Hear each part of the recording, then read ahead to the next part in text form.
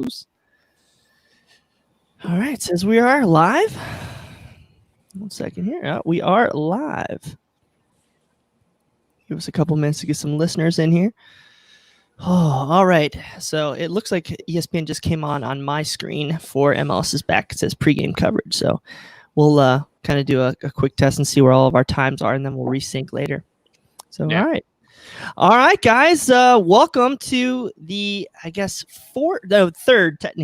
third Cincinnati Soccer Talk live show. I guess we'll call it our watch-alongs. There you go. Yeah, I know. I'm struggling a little bit. So watch-along, it's way past my bedtime. I got my kids in bed. So very excited to have a watch-along party again with all you guys. This has been really great for listener engagement. You know, something easy for us to sit here, drink a couple beers, drink some rosé, drink some Weller, whatever you all want to do. Drink, have fun, have a great time. We're very excited to talk to you guys. And if you have comments or questions, please feel free to leave those in the chat. So as we're starting this the pregame here on ESPN, I do want to welcome in my cast of characters for this evening. Making his return to the watch along, we got Coach Brad Gough at FC Cincy TacDuck. How you doing, Coach? I'm doing fantastic, Brian. I'm excited to be here. I'm excited to be here with you and Michael and Clay and talk some soccer while we watch. It's such a beautiful thing to be able to watch soccer in community. Yeah, we're very excited to have you back to this, and can't wait to hear what you guys have to say about this match. We got a lot of friends in the chat as well. If you post something, I'll keep throwing it up there. We got FC Cincy Squirrel, all stuff. Our newest addition to Cincinnati Soccer Talk and giving a player's perspective, we are very excited to have for his first ever watch along. We got Michael Lahoud. How are we doing, Michael? Hey guys, thanks for having me on. Just sitting here with rosé all day and hoping for a good match. Very excited for this match. Flashy and classy, as you said. Well, hopefully we get flashy and classy in front of goal tonight. So. That'd be good. I like that.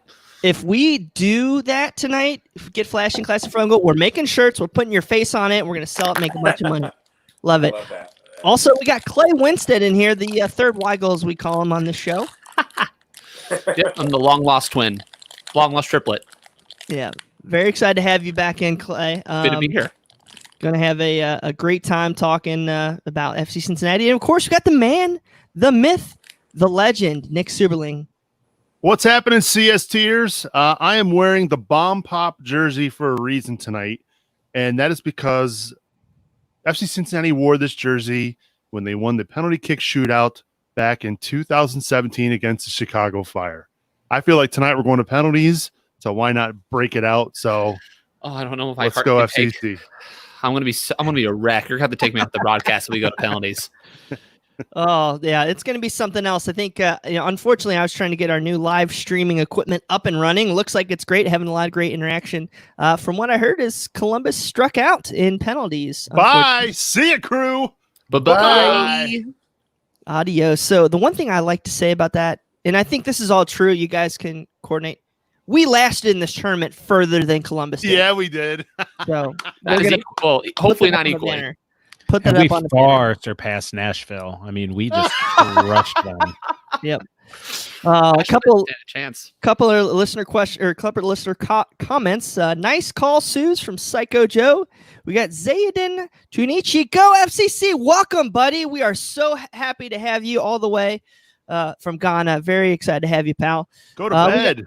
Go to bed too. MLS Nation's great jersey, Nick, and FC Cincinnati Squirrel. Seabus is shite always. Love it, love it, love it. So, as you know, please, for Cincinnati Soccer Talk, we always say, please like, rate, and review us. Please share this tonight. This is the first time we've done this on all the platforms. This is a new software, so please share it. Give us as many ways to connect with people out there as possible.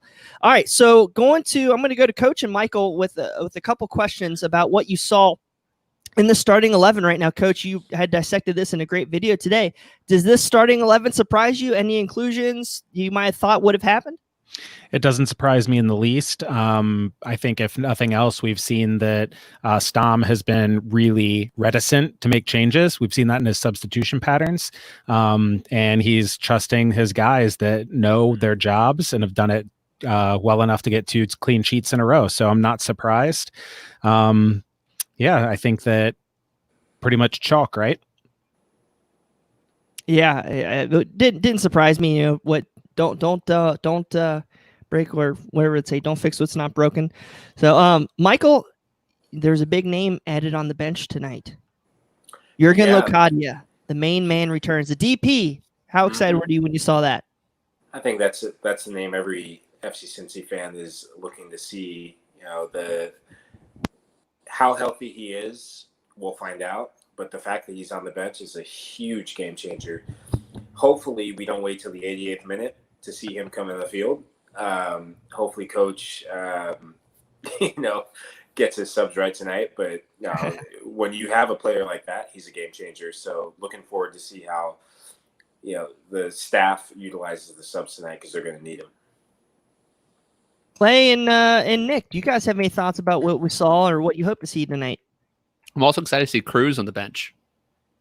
I think, depending on how his fitness situation is, he's the exact kind of guy you want off. If you have to get him off the bench, if you're getting ragged, if you need to run the team down, you need another person in the box. Him coming on for Stanko or maybe even Frankie or Harris if you want to go super offensive. I think he gives a lot of versatility. I mean, I'd rather him be a starter, but if he's going to be your super sub for the evening, you could do a whole lot worse. For me, it's going to come back to the back line again. Look, they've kept 2 clean sheets in a row. I'd love to see a third. It's going to be awfully tough to move the bus that's going to be parked right in front of Teton. So survive in advance at this point. I don't care if it's ugly, but just survive in advance, and hopefully we can nick a goal. Yeah, I'll tell you what, man. We'll see what the weather looks like, Coach. I'm going to throw this to Michael, actually, and you can reply back after this, Coach. Is it more difficult, do you think, to play this 5-3-2 style if it's wet conditions, perhaps raining during this match? Well, that's a difficult question. I think it just depends on what Columbus is out. It depends on what Portland. I think I probably popped a bottle of champagne celebrating Columbus being out. It depends on how Portland plays. If Portland plays narrow, then it'll be business as usual for FC Cincinnati. If Portland throws something different, then we'll see. I think the biggest thing is going to be how do the legs of the players, I mean, this is the same group that's played time and time again in the last couple games. How are their legs holding up? And, subs will be needed as we enter this knockout stage. So, it's a chess match, like I said, the last episode that we had, and we'll see how this is going to be a game of tactics, and we'll see how the FC Cincinnati staff respond to the legs of the guys as the match rolls on. Coach, you have any follow-ups to that? Yeah, I mean, in all reality, when you just get down to the physics of soccer and what becomes difficult in weather and what becomes easier, I would say that rain always favors the team that is defending more. Now, certainly the ball is going to play quicker, but if you're trying to keep possession and keep the ball on the floor, if the weather is not cooperating, that's what becomes difficult. Your touches become more difficult. If you're looking to play a ball, hopeful ball from Gutman on the left into the back line and wait for a mistake, mistakes happen partly because of weather. So I would say I always told all my teams when we played in bad weather, whether we were favored or not, weather's the great equalizer. If we're favored, that means you're going to have to play harder. You're going to have to concentrate more. That ball's going to want to squirt under your foot. You need to hit your passes with the right amount of pace, all those things. And if we're the underdogs, like, hey, this is your time to shine because the weather is going to equal things out for you. And it's going to come down to who concentrates more and who plays harder. So I don't know that the weather's bad enough to really cause any problems, because when you talk about weather, it needs to be significant before it really starts to play any real factor in my mind. Okay. Well, looks like FC Cincinnati has just kicked off on my screen. We'll see how far back Coach is on the evening. I'm pretty far back. Are you? I'm at 15. Oh, boy. 9, 10. Game has not even kicked off yet. Michael, where are you at? I'm at my first glass of wine. So no. I'm 20 seconds in.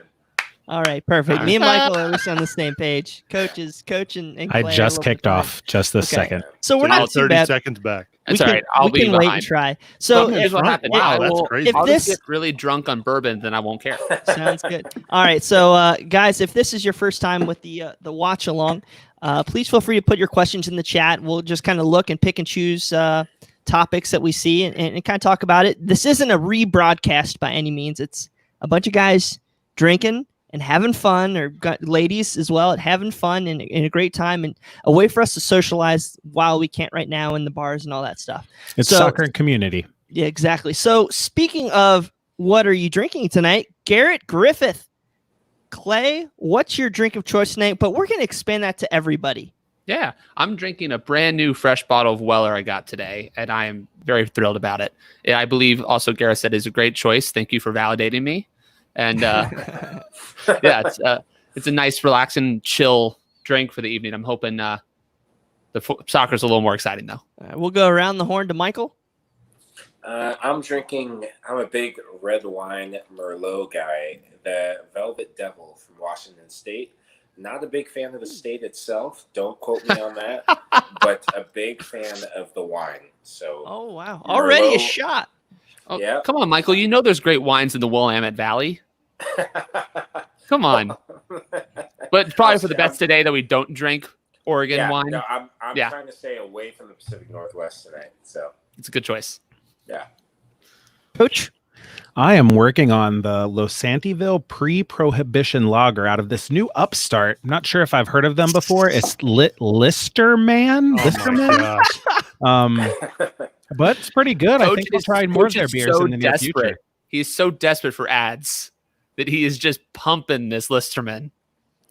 Just Man, trying to. I man. started desperate. frequenting Listerman before they were brewing their own beer when they were just a home brew supply, and I love that I place. think he's already writing his own copy. You see Oh, this? my God. Nicholas J. Seuberling, we know you don't drink. What do you got? A protein pack? What do you got? Water? Kirkland water, baby. Nice. And I am drinking. I'm not drinking my normal fig leaf. I know I'm letting those guys down tonight. Drinking some Mick Ultra. All right. So we are going to change the brand here and throw on a scoreboard up there. That's a little different. Yeah, I know. Nick Whoa, went whoa. out and Fancy, got me fancy, got me some new cool, easy to work streaming stuff. Oh.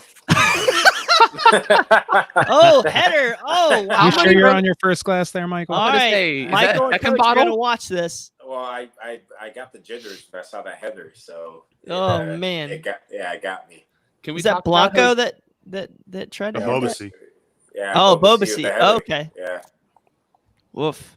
Can we talk about how we got a shot off in like the second minute?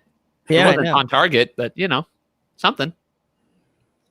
I mean, 3 I minutes. don't like in, that I'd header say though. FC Cincinnati had more of the ball.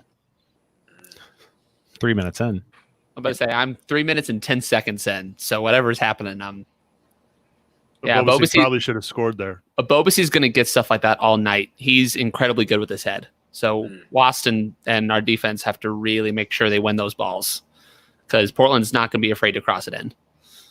There's our little engine that could, Regaton. That guy just flies.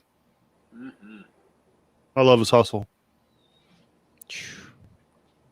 Oh, that's not a good look. He's pulling in his quad. This is why I love doing live tweeting during the middle of a watch along because I have to actually look at my computer.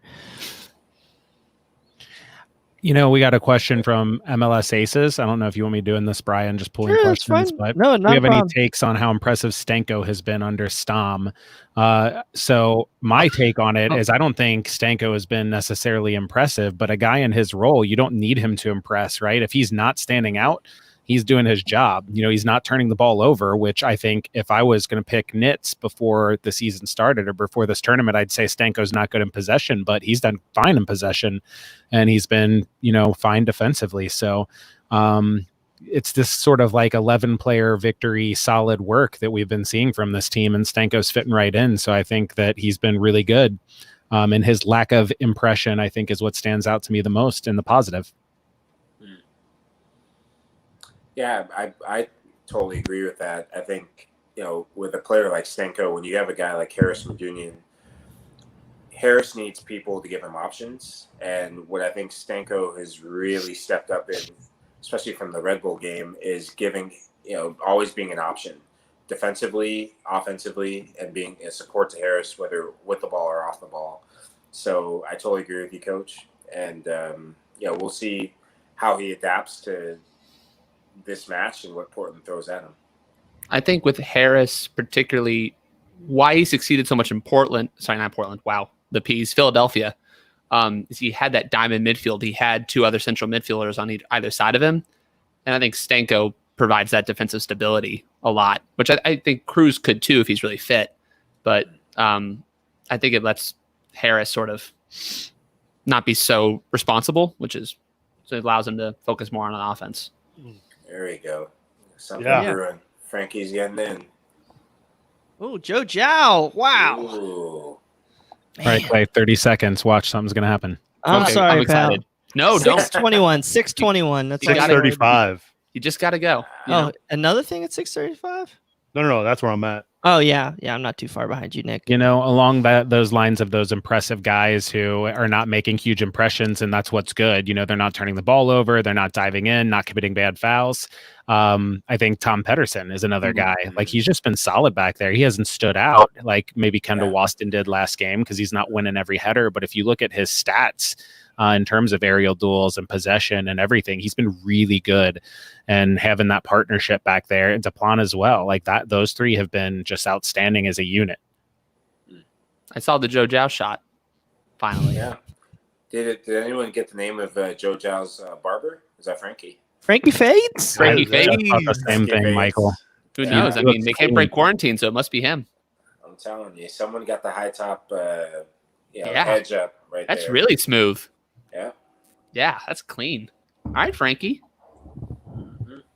I love how Cincinnati Soccer Talk was on the timeline for MLS Soccer last game match, but Oh, we've not been this week? replaced tonight. Yeah, I know. No. No, I think Pat took our spot. Ah. But Laurel's not on there right now either, so I feel like we just got to share the wealth, right? Yeah. Oh, that's too fun. All right, so guys, this is a shameless plug. If you're watching, we have a chance to go check out CincinnatiSoccer.com/Yop shirts for our Stom Strikes Back t-shirts. It's a $20 for a t-shirt. We're not really making a bunch of money off it, trying to have a little fun, maybe getting into the shirt category a little bit with Cincinnati Soccer Talk. But if you want a $2 off promo code CST2020, so CincinnatiSoccerTalk.com/Yop shirts, and go check that out tonight. Brian, can we get a I'm shirt wearing design that's a Three Stooges spinoff that says Harry, Stanky, and Frankie for our midfield trio baby. there? Oh, baby, we got to do that. Don't say that aloud again. Somebody's going to steal that. Yeah, we got to keep that IP locked down. Yeah, I'm I got sorry. mine tonight. It's actually a really comfy heather blue shirt, and our friends down at Cincy Shirts helped us out with that. So they're great guys and a great team down there. And I gotta stop saying that. It's a great team, and they make a great product. Who's our official tonight? Nice. Our Who enemy, knows?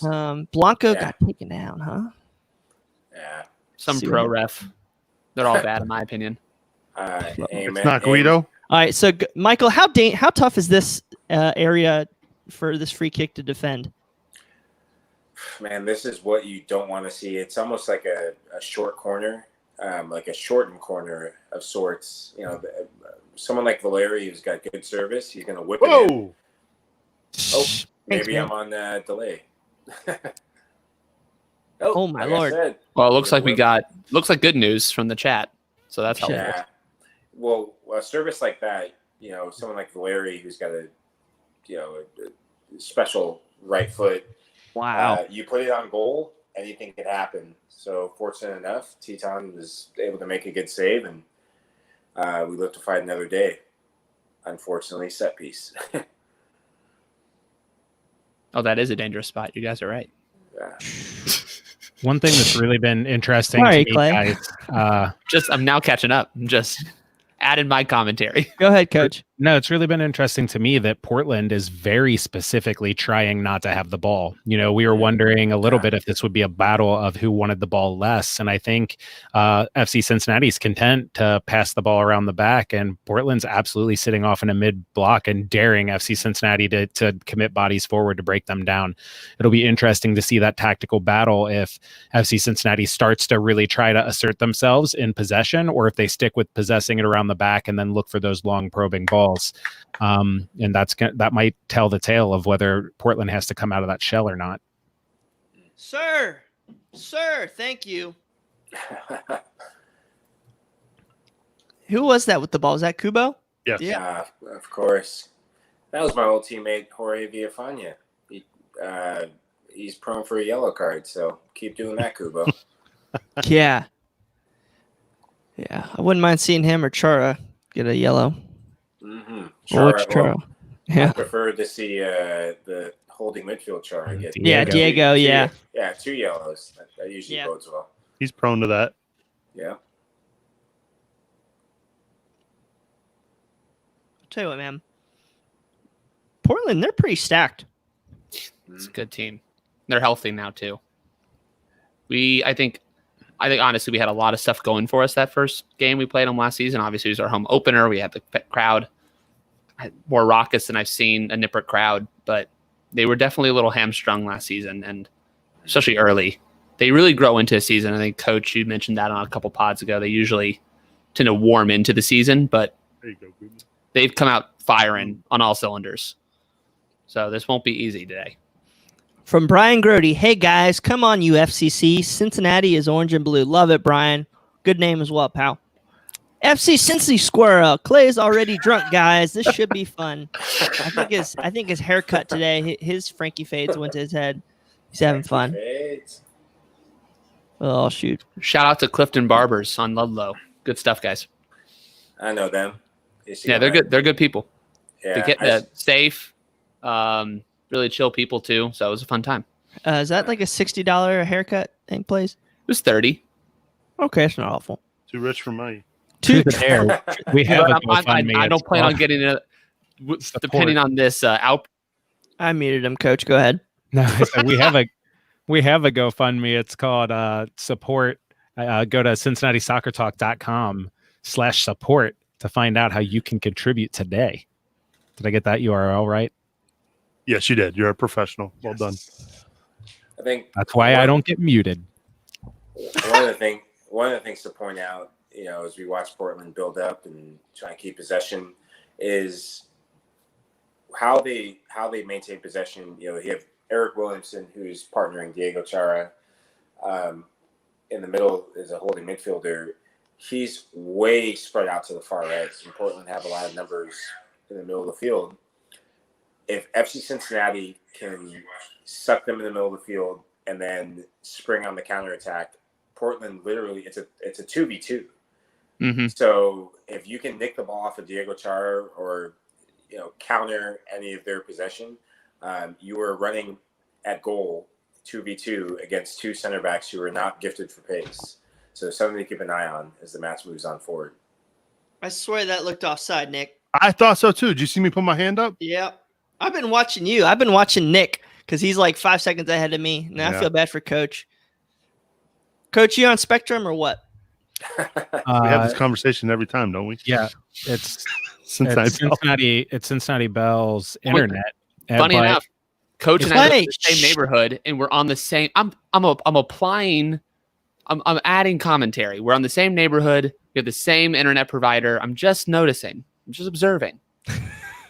Jesus, I'm here. You live where I work, Clay. I live in Northern Kentucky, but the internet's not generally the problem. Like the actual service, it's just when you watch online, it's always delayed more. I say that as my stream freezes repeatedly. From FC Cincy Squirrel, anybody got a plug on squirrel size masks? I'm having to use some sketchy stuff to say stuff. I can't even say that. There's so many S's. Love it. If you want to buy the shirt and cut out the face, Stomp strikes back, baby. Stomp strikes back. Fear the mask, fear the dome. I'm going to be there soon. Don't worry. Golly. All right, so we're at 15 minutes here. Coach and Michael, I'm going to give this to you guys. So what's your, Coach, lead it off here. What's your initial takes through the first 15? Like I said, with Portland daring FC Cincinnati to keep the ball, it looks to me like it's going to be a little bit back and forth in that regard. When Portland has the ball, FCC is going to get tight and try to just keep them, prevent them from penetrating, and then vice versa. So it really is going to be that battle of who can get that ball in between the lines and penetrate those mid-block defenses. Michael? I totally agree with Coach. I think when talking about in between the lines, I would like to see Harris not in the same line as Kendall Watson. When you have, Portland's defending the 4-4-2, when you have two strikers and a block of four, you want your two holding midfielders or your playmaker to be sitting in between those two strikers getting the ball. And then that forces Ragatin and Kubo to stay higher up to be more of a threat. So I'd like to see, the two holding midfielders in Stenko and Harris getting a little bit further up. Oh, here we go. We got magic feet. Yeah. Getting a little bit more in uncomfortable positions. So hopefully that progresses as the game moves on. I kind of enjoyed this comment from you earlier in your video, Coach. And there's just a great example of it here around the 16th minute about, kind of sizing up the defense and moving the ball, across the field to get a different point of attack. And we've kind of seen that. But I've been very impressed so far with how fast FC Cincinnati's been moving the ball. Come on, Joe. Yeah, they look like a team who eventually wants to get to the point where they're dominating possession, right? It's what we've been saying this whole time. Stom has them sitting back in a 5-3-2 and just trying to prevent the other team from scoring, but I don't think that's a permanent solution, and Stom doesn't think that either. I think you can tell the way they're moving the ball that they work a lot on possession. It's just not their focus in the fourth match of his tenure. From Dr. English _1, Lahoud, the man. What about United making the Champions League? My guy, let's go. Oh wow. Dr. English, bust out the Velvet Devil, and we'll celebrate Champions League next year, 2021. I heard the Europa League is the new Champions League, Clay. What do you think? Oh, yeah. Jose Mourinho, been in the tournament twice, won twice. Spurs Europa League champions 2021, baby. Thanks, MLS Aces. Oh shoot, that's funny. This is freaking me out because come on! I'm not setting stuff up. Okay. Let's see. Oh, are you right, good. Yeah, yellow. Okay. That's a yellow. Oh, good. Yes, that should be. Oh, it's a yellow to Blanco. All right. Jao is brimming with confidence, man. The way he's taken on his defender, even you just saw a little back heel pass, little flick pass a little bit earlier. You can just tell that guy is flying today. Who is Blanco or Jao? Jao, yes. Okay, he seems really confident on that right side today. Oh, I like that. All right. Yeah, this is freaking me out, Subs. Like you're just like putting stuff up. I'm like, wait, what did I touch that? Sorry, I did that. It's all right. I'll stop. This. I do like this, man. No, you're good. Please do it. I'm trying to. FC Cincy Squirrel has the idea here. Put the broadcast on mute and listen to us. We're the real brains behind this operation. There we go. You did it again. So if you guys don't notice, we are using a new streaming service. We are trying to get things a little bit easier and maybe make more of us be able to produce the show cleaner. Exactly, cleaner. And we're trying to do new things. See the little score icon in the top left? Might need to change that a little bit, but yeah, we're trying some new things. Hoping we're going to be able to take some calls at halftime. We'll see how that goes. So if you do want to call in, if we can get stuff going, 513-399-KICK. This will be a great opportunity for us to test this out for future shows. So 513-399-KICK. If you have your questions, please feel free to give your questions or comments in the chat. We'd love to see them there as best as we possibly can. And, we'll let Clay respond to a couple of them from time to time. Here's a good one. Even though I'm an LA Galaxy supporter, I'll watch along with you guys for your perspective. Well, thanks for tuning in, Isaac. We appreciate it. Absolutely. And a little bit earlier than that, Wesley Jackson on YouTube asked if we think that Portland is picking on Gutman, like trying to force the ball his way and seeing if he can draw him out. I haven't noticed that, but I'm wondering if any of you guys have seen that. He definitely put a couple tough tackles on him. They're definitely pressing him when he's on the ball. So I'm curious how he'll handle it as the 90 goes on. It might just be if you're looking at somebody in possession, if you want to pick on one side of the field, are you going to go against Zhao or Gutman? So it might just be, the fact that Zhao has already burnt that left back a couple times. For James Rowe, I have to watch this match on the ESPN aerial cam, so I'll have to listen to your commentary even closer to have a better sense of what's going on. I like that. I've really wanted to watch one of those. Is that where you get your some of your shots for your stories, Coach? Yeah, I love the aerial cam to go back and look at plays that I already know what happened. I mean, it's beautiful, and I hope that they continue to make that available. I can't watch a whole match like that just because how it twists and turns. You just can't really tell what's going on. But like he said, if you're listening to other people talk about it, I think that would be very helpful. So it's an interesting concept. I hope we see it a lot more on replays, and when the NFL uses that aerial cam, like when they're showing how a quarterback is dioramming the field. I think particularly watching how a play builds out after you've seen the score, it's incredibly helpful. I'm going to say hi to Steve in the chat room. Steve Lane, that is my wife's uncle, tuning in from Defiance, Ohio. What's going on, Steve? We'll give him a good close-up shot of Nick Seuberling on the Hope everybody enjoys my Campbell's soup can behind me. And your Kroger's pretzel rods. Your Kroger pretzel rods. You can see that. Yeah, I need that. No, TT! TT! I totally missed it. TT! Okay. I got a good 30-second wait here. I'm excited. Gutman fell asleep. Nice save, TT. Woo. Oh, man. Who was that? It looks like Chara. My thing with that play is I think Waston has to come over across to support Gutman.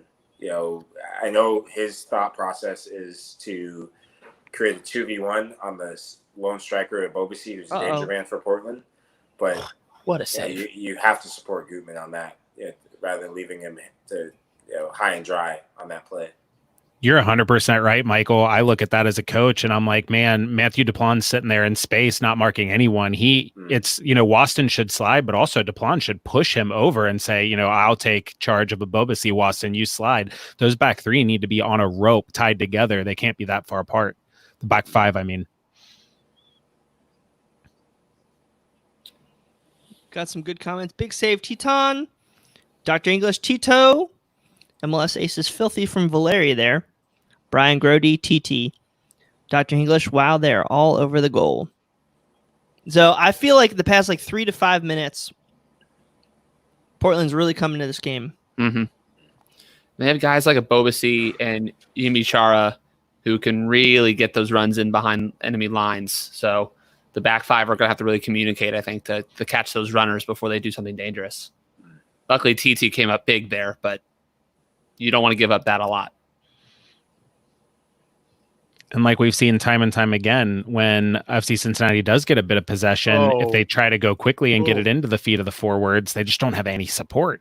Mm-hmm. Kubo and Regaton just have to go it alone, 2v3 or 2v4. Really, that slow build where Portland drops back is the only time FCC can have sustained possession because they don't have that target play, that guy that's going to hold the ball up and wait for the midfield to join in. Oh, man. This is why I started to get worried about is Portland's able to get some, connect some quick passes, and we're not switching over. Fortunately, we had some great emergency defending there from Kendall Waston. What's the plan supposed to do there, Coach or Michael? Does he stay home or does he have to attack that ball? I don't know specifically what you're talking about. If you're talking about that time when in 23-30 where Waston had to come over and clear the ball out, yes. Duplan just didn't follow his runner, right? When that ball is given up and you're on that man and that player runs, it doesn't matter what's behind you, you stay with the runner all the time. If you turn to stay with them and somebody basically flags you off, like I got the space, then fine. But yeah, you got to stay with that runner. Although Stanko when I see the replay, Stanko kind of had that player. So maybe Stanko should have stayed with the runner instead of expecting Duplan to pick him up. Yeah, Duplan moves with the ball. Yeah, I think it comes down to communication. I think the fact that Kendall was there to clean up the play, that's why you have the extra defender there. Ideal world, you want Duplan to turn and move with him, but you put the extra defense. Oh, you don't do that. Oh, yikes! Right, that's pressure cover is what Michael's talking about, right? Waston is back there as cover for that exact reason. So, So is that a little bit of a tell there? So, Coach, you haven't got there yet, but it's like maybe 25-10. I don't know if that was Valeri or Blanco, whoever it was. It was Valeri. I'll tell you because I'll see took it. a long shot from distance. Is that him? Do you think he's already getting frustrated, or do you think he saw something? Yeah, okay, so they can shoot from distance, but that's not their forte. They like working the ball in the box. I think he was there alone. He took a look up at the goal, and Teton was like 4 or 5 steps off his line. You can tell he didn't really hit it with a lot of vigor. He was kind of trying to pick out that back post. I think he didn't have any support, so he just went for it. Man, I was feeling pretty good through the first 15. Now I'm starting to get a little nervous. Yeah, pour more. This is beer. Yeah. But I will say, based on now, they are incredibly good at linking the build up and linking those passes together. But based on this style, you want to get those fullbacks up. You want to counter it. It's just whether we can pull that part off. You want them to get forward. You want them to get forward. You want them to have 2 guys in the back between you and goal. Yeah. I don't know how effective it's going to be, but that's the idea at least. I'm getting hooked on this game. I'm getting nervous. Single elimination soccer, baby. Hey, today's Tuesday, right? Yes. I'm getting all my damn days confused. I'm so ready for like National Chili Dog Day, and that's Thursday. So excited. That's so funny. Ryan, are you here with us right now? That's the analysis that y'all pay for. Hey, I just saw the Skyline ad. I know, right? Ad. Sorry, Clay. So we got Skyline Buffalo Wings and Rings over there too. They really need to get Taco Bell. That's where it's at. I thought you said you were upset with them about the new menu changes. I am upset with them. Stay with your runner, Frankie. The possession that Portland has doesn't worry me, right? When you keep them around the outside, but you've seen Blanco and Abobasi both pop up like we've been talking about in between those lines and get on the ball with a little bit of time and space. And that's the worrying part. Yeah, that was 3 center backs back there. You can't let those 2 get the ball in between the lines at all. I can't put some of these comments up here, guys. As to much answer as your question, Squirrel, it is Valeri with the man bun. I'm glad someone mentioned the man bun thing because I guess that's the thing up in Portland nowadays. Yeah, neck beards and man buns, right? Beards. I'm going to get some hate on that. Blanco has the little tiny rat tail pony. I feel like it's the Portland rendition of the Last Samurai movie. Subs, you're killing me right now, Bo. That's got to be a yellow in Villafana. Bro, shut up. Oh, jeez. Sorry. And then I go and ruin it too. Yeah, that should be a car. Yeah, okay. Yeah, Brian, yellow. That was very hypocritical of you just then. I know. I'm sorry. Okay, so 29th minute. I'm going to tweet so you guys can talk. Well, man bun watch, Villafana. Coach, is there anything here that you are overly concerned about? Just the fact that Portland's been able to get the ball in between the lines a couple times with Valeri and Abobasi. Like those guys are basically being marked by 3 center backs, right? As the 10 and the 9, that's their responsibility for all intents and purposes. And yet I've seen 2 or 3 times they've gotten the ball in between the lines way too easy. And that's going to be the part where they get the ball there and then they're able to slip it through or something. By the way, I just tweeted this on the Cincinnati Soccer Talk Twitter. Yellow to Villafana, hashtag man bun watch. Love it. You got a couple on this team, apparently. Yeah, Would it be completely weird if I folded my laundry during this watch along? I have a question to Michael on the chat. So from Daniel David, Michael, what is hard about playing this style? I think the hardest thing about playing this style is you see where Kubo is. Kubo is getting the ball. Well, hopefully he hits a shot and goes back in the net. But Kubo is getting the ball. You know, he needs to be getting the ball, whether it's him or Ragaton, in behind those midfield 2 of Chara and Williamson. And I feel like he's still getting the ball right in front of it. Of those 2 particularly. Uh-oh. I think I'm on that TiVo delay. Oh, shit. Oh, yeah. I love that Dr. English is already asking about subs. We still got 60 minutes before Stom starts considering subs. Yeah. It'll be Yeah, stoppage right. time before we consider our first substitute. Well, I've still got a whole bottle of rosé and red wine before Sam starts considering subs or getting him warmed up. So hopefully not tonight. Oh, Gutman. A little reckless, right? Well, his stud actually got caught in the turf, so that's why he bowled it over. Oh, I think- jeez. I think that What the heck, Gutman? I think that's something to keep an eye on. You know, a yellow card 30 minutes into the match, a match like this where you're going to be conceding possession. Left back on the too. Outside left back with Portland, who interchanged so much. You could have Valeri, you could have Williamson, you could have Yimi Chara, so Blanco. They interchange so much. That's something to keep an eye on as you move forward in this half, even let alone this match. You were talking about this on your last podcast, Coach. If you were on the sideline right now, do you let Gutman work himself into the game and go through it, or first chance you get to put on Garza, what do you do? I mean, I think Gutman's young, so you definitely right now you need to maybe say something, just remind him, maybe not right now because he just got it, but he's a professional. He's got to know. Every player knows, high schoolers know when you're on a yellow that you need to play a little more conservatively. So I think to me, it's less a concern that he's going to go do something stupid and get a red. Now, if he's that kind of guy, then you know it as a coach and you do replace him. The bigger concern is he's going to be put in a situation where he really needs to make a tactical foul or something, like grab the guy's jersey and he can't do it for fear of getting that red, or he does it and gets the red. Like that's the fear. So really what it should happen is he should play a little more conservatively, and then that hurts him going forward. I definitely would not make the change now, maybe at halftime if you're feeling good about Garza. But certainly he needs to be reminded by a captain, by a coach, like, hey, now it's real. On a yellow inside of 30 minutes, got to be careful. I love Coach Stom just pulling Kubo and Regaton aside here and giving him personal instruction like this. Is that common, Michael, on the sidelines for your head coach to make the implementations of changes, or is that normally an assistant? Oh, I think it's very common. A strong head coach, a good head coach, you will hear his voice in a moment like this. A water break is always a time for pause and reflection. And, you always want your assistants to be in support of the head coach. It's always a worrying sign when your head coach, when you're 0-0, 32 minutes in, 33 minutes in, and your head coach is silent. So it's very promising to hear Stom stamping his authority and, two experienced guys like that, letting them know what's the deal.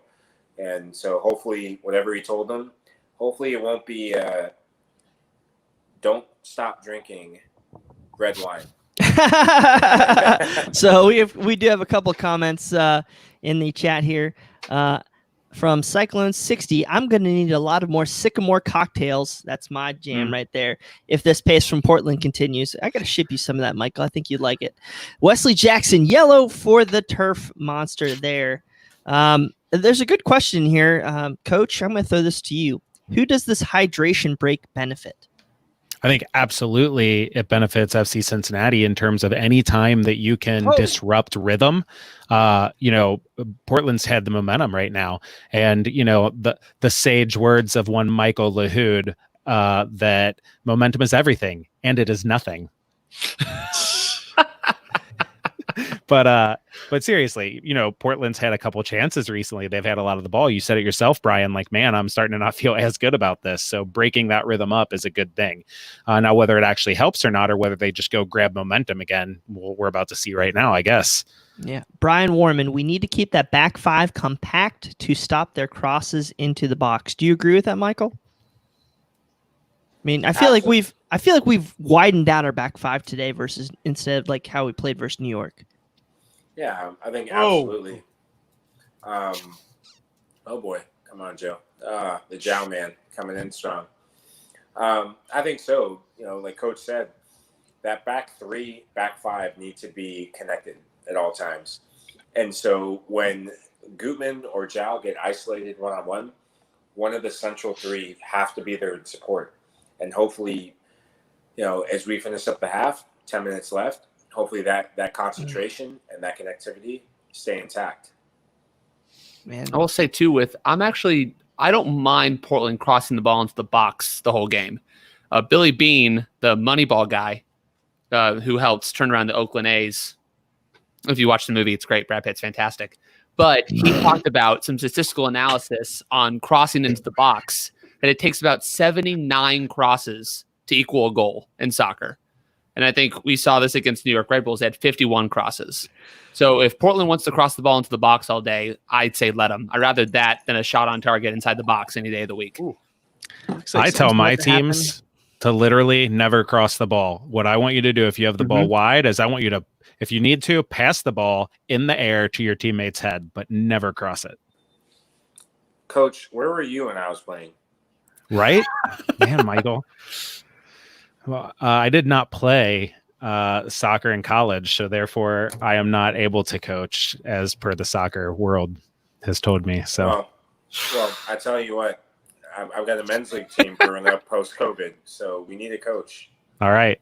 Oh, there we go. I could even chip in as a really old immobile goalkeeper, or like one of those center mids who just stands in the center circle and plays as a bounce board if you want. Michael's going to coach like the national champion UPSL club out of San Antonio. Yeah, well, I texted Justin Hoyt tonight, trying to prime Woo! him.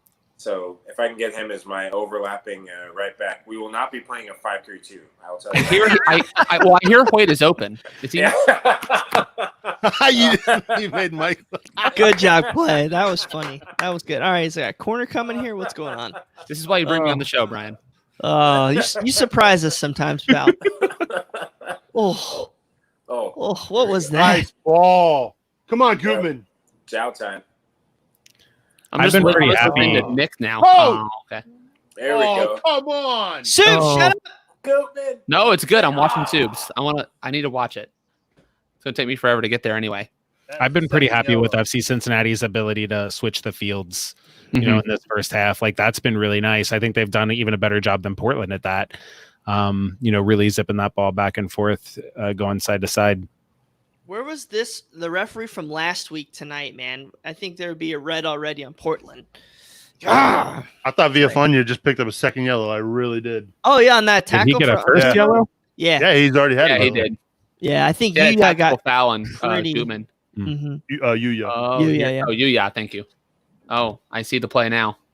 Oh, how is that not a yellow? If it's How what far back are you? I just saw, you haven't even. I just hit 37-20. I'm at 38. Yeah, that's bad. Yeah. Our shook Yuya getting frustrated to not get calls. Definitely appears that way. I'm gonna try to refresh my feed. Was that your girlfriend I just saw in the picture there, Michael? No, well, it's her dog Lola. We got a puppy. Lola. Yeah, we got a pit bull, Lola. Oh, yes. Yeah, we'll just say hi to Lola. Say hello. Yes. Hey, Lola. Oh no, shit. Michael. There we go. I meant to put Michael on the big screen. Actually, There she is. hi, puppy. Hey, mama. This is the content y'all came to watch. Exactly. I love it. No, she's a new soccer fan, so Oh, fantastic. yeah, she's Oh, there like, we "Why go. would Shot you on do target. All right. Okay, There we thanks go. I for was just about ruining to say. everything. What do you want me to do? that?" Boom. Sub subscribes to the Dick Vitale school of I thought you were just analysis, where he gonna just get- yells into the. Oh, baby. I thought you were just calling him a dick there for a second. That's too good. Take my shot. Oh, Oh, man. man. Listen, that's a genius way. we all of know. just- Yeah. Yeah. Joe Joust All right. given Villafaña a lot to mess with today. We all know Sub spends like 3 times as much time producing my show as he does every other show, so I'm not going to badmouth that guy at all. Yeah, you better be quiet real quick, coach. So funny. All right, Regenton. Let it rip. I appreciate it. I love that he goes left there. Yeah. Well, he found the open space. He didn't care what foot to shoot it on. You're on the cross. Let's And see. anytime you can get a you guys good really shot on need to get goal better cable. with your weak foot, anytime you get a good shot on goal with your weak foot, it makes that defense like question whether they can continue to push you onto that foot, right? They play just a little more straight up, and then you really have the option to go either way. From Russell Lewis, Brad Gough is a decent goalkeeper. Russell. To He be used to, fair, call me, used to call me Brady Friedel when I played on his men's league team. It was because my name, not because I'm bald. I'll say bald American. I disagree. I'm pretty sure it's You're bald. a Spurs fan, bald American seems to fit. Oh, what a dive. Come on.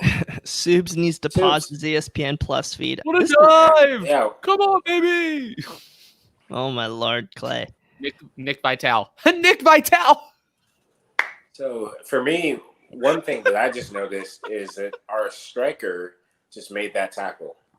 We're going to need plays like that to end the half. If we can get into the half 0-0, regroup, keep doing that sort of stuff. But I would prefer, as the half rolls on, the second half in particular, to not have our striker be that guy who's making the tackle in the box. Mm-hmm. All right, guys. So we'll try this. We'd like to open it up to you.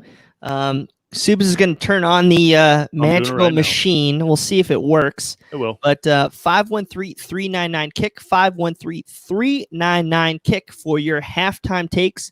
Either Subs will let us know somehow when you're in, or we do have a private chat thing. So let us know.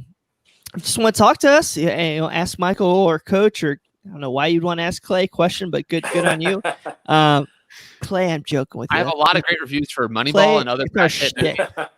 Listen, Clay's got the best drink of all of us here. I'm convinced. So, all right, although Kirkland bottled water. No matter how many times Brian mutes me. Clay, yeah, I do. I have that power of the mute over here. So Clay, Ben Affleck, or I can hear that too. Ben Affleck or Brad Pitt? Oh, that should be a Brad. That should be a Brad. Or, as an actor, Matt it's Brad Damon. Pitt. But Ben Affleck's got a great directorial career, so Okay. he has that to go for him. But Brad Pitt produces a lot of great movies, so I think Brad Pitt by volume. But Ben Affleck is better than people think. He's underrated now. FC Cincy Squirrel, mute him like PTI, putting Clay in timeout. The Clay clock. The think Clay is clock. all we got to establish. Okay, so 42. I'm at 42-23 Jesus, I'm so behind. at life. Joking, Clay. I'm 26. Come on now. I got time. I think the real question for Clay is, if it was for a role, would you shave Good off that job. beautiful mane of hair you have there and go totally bald? If it was for a role. Depending on how much I'm getting paid. Oh, come on. That's weak sauce. That Looks is like weak, that's- Brian. I agree. Is that Guido? Take a stand. Take Is a that stand. I think he's Guido? talking about the ref. Is that Coach. Guido? No, it's not. Phone lines are up and ready. So if you'd like to call in, 513-399-KICK. Looks like Wesley Jackson says, Coach, try Kentucky Coffee Barrel Cream Ale. You'll love it. I've had it. All right, free kick to... What's your untapped grade? That's a good question. I'll look. Always have Untapped pulled up. It's a favorite tab. It's like probably your home screen, I'm sure. The man buns is alive and golly. It's a Portland staple. Mm-hmm. So the coffee barrel cream ale I haven't had. The vanilla barrel cream ale I gave it a 1.75. So Blanco that shot that? Brutal. Yeah, it's brutal. Valeri, God, he's so good still. Yeah. The coffee might be the key though. The vanilla was just too sweet for me. Coffee would. Yeah, the bitterness would probably level it out. I'll have to try that, Wesley. Thanks. My dad loves those Kentucky barrel beers, so he always has them. I can convince him to buy some, and I'll just steal one. We're up in my hometown, Lexington, Kentucky. Oh boy, 859, baby. I thought that was going to be a goal. Yeah, that was a great touch by Williamson. Tell you what, Adidas is getting their money's worth with that that midfield shot. Yeah. Jeez. All right, settle a bet for me here, Michael. Nike or Adidas? Ooh. I mean, I won a national championship with Nike. So I'm going to have to go Nike. All right. There you go. Yes, USL. yes. USL 2018, baby. Yeah. I knew I liked you. Crush this league. You're going to like me more after I have this next glass of wine. So. Yeah. Dude, I know. I got to go refill the cooler at I'm halftime. about to get another. From the coach's glass of, perspective, Brian, it is here. Nike, and it's not even close. Their coach's gear is so much nicer, from like the quarter zips and the pullovers, and Nike is where it's at. And they also have like way better customizable uniforms when you're talking at the level, like, low level college where you're buying off the rack, so to speak. Yeah. So Jason Colliver, Jesus, Clay's from Lexington as a Nicholasville boy. I knew there was something around that time. Oh, you got to talk from Nicholasville? I Watch love yourself. Nicholasville. Watch There's a yourself, son. Great Arby's in Nicholasville. Well, you got to do it. Great Arby's. Great Arby's. That's I can't the only believe you thing would nice say can that. say What about if Taco Nicholasville. Bell is listening? That's the Brad only got- thing nice you can say about Nicholasville. They Brad wish they is were Lexington. dealing with food poisoning from an Arby's sandwich he bought yesterday. Poor guy. You gotta say a prayer for him. All right. He deserves it eating at Arby's. I love Arby's. Shut up. We have the meat. How is There- that not a card? See it in the half, boys. See it in All the right. half. Yeah, seriously, that's not bad. We hit You halftime. know, here in No, Sioux, Card. No, all we're day. close. Here in Yes, Sioux, that is yell about absolutely cards. a card. I don't know where you guys are yet, and it's probably not even 45, out there. 56. But I think a big advantage and something Stom should absolutely pick on is that matchup between Zhao and Villafana. With Villafana already on a yellow and Zhao's already burned him 2-3 times, like you need to be giving him the ball and say, whenever you get Villafana 1v1, just go at him. If you get it poked away 3 times, but the 4th time you get by, like it might be well worth it. I will have to say to MLS Aces, if you know nothing about Kentucky, know Lexington and Louisville. We are neighbors, but we are not friends. What just happened, Soubs? I feel Cats like by you just 90. screwed something. Go Cats. Go Big Blue. Screw Louisville. Screw Lou City. I'll tell you what, though, I'd love to see a match in that stadium. And smell the sewage dump next door. By No, the thank way, you. by the way, Go ahead, that definitely should have been card. Now that I've gotten there. Yeah, for sure. Looks like we're almost to the 2-minute mark. Boys, come on. Yeah, I think Portland's probably going to get one shot at this, and we'll see what happens. Stay strong. If we can get through one half, especially with the past 20 minutes being how they've been. Yeah. All right, there's halftime. There All we right. go. I'm going to try to refresh my feed again. Now we're at halftime. Jesus. That's fine. Go refresh your feed. I'm gonna put the tweet I went up, buffered. and then we will get into. Do we have any calls? Yeah, something in the private chat there, Brian. 513. Okay, sorry, I'm not looking right now. 513-399-KICK. 513-399-KICK. Just kidding. We did have a call. But yeah, seriously, if you want to call 513-399-KICK, we'd love to talk to you, answer any questions that you guys might have. He must have been a Louisville citizen. He didn't like me talking smack. Oh shoot, that's funny. All right, 1 second here. Almost done. Get that out because that's Yeah, important. MLS Aces in Kentucky basketball is king, and Louisville and UK are not friends. They are not friends at all. WT Rose, we should be pressing more on D. Too much space. That's Tom Rose, big supporter of Cincinnati Soccer Talk. Thank you, Tom. What do you think of that, Coach? Should we be pressing more, or do you like that we're sitting back? I think that because Portland is not really dictating play with their center backs, and when they get possession, there's nothing to press. If they pick up the ball in their defensive third, fine, go ahead and have a little press. But FC Cincinnati hasn't had enough possession in Portland's defensive third for that to happen, for them to win the ball back up, and then you go with that counter pressure, right? To press them in the middle third when their center backs are on the ball, I just think you're expanding those lines and you're going to give more space to Valeri and Blanco and Abobasi. I think stay compact, let them play with it as long as they want. We've said it a bunch of times. A 0-0 scoreline in this scenario favors FC Cincinnati more than it does Portland. What's the bets on penalties now? 0-0 at half. I'm getting nervous.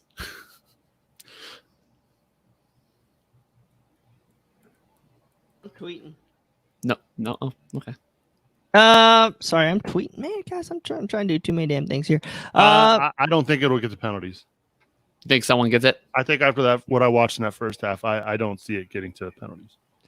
If you guys want to call in, have any questions for us, 513-399-KICK, 513-399-KICK. Soubs is standing there ready to have your calls, or you can just put your thoughts in the chat. Marshall Pursley, what would your sub strategy be coming out of the half, Coach? I mean, I think that talking about what I would do is probably completely inconsequential, because we've seen Stam doesn't sub really. I would absolutely. It also depends on the fitness of a guy like Locadia. Like if he's 45 minutes fit and you're pretty sure about that, then absolutely put him on at halftime.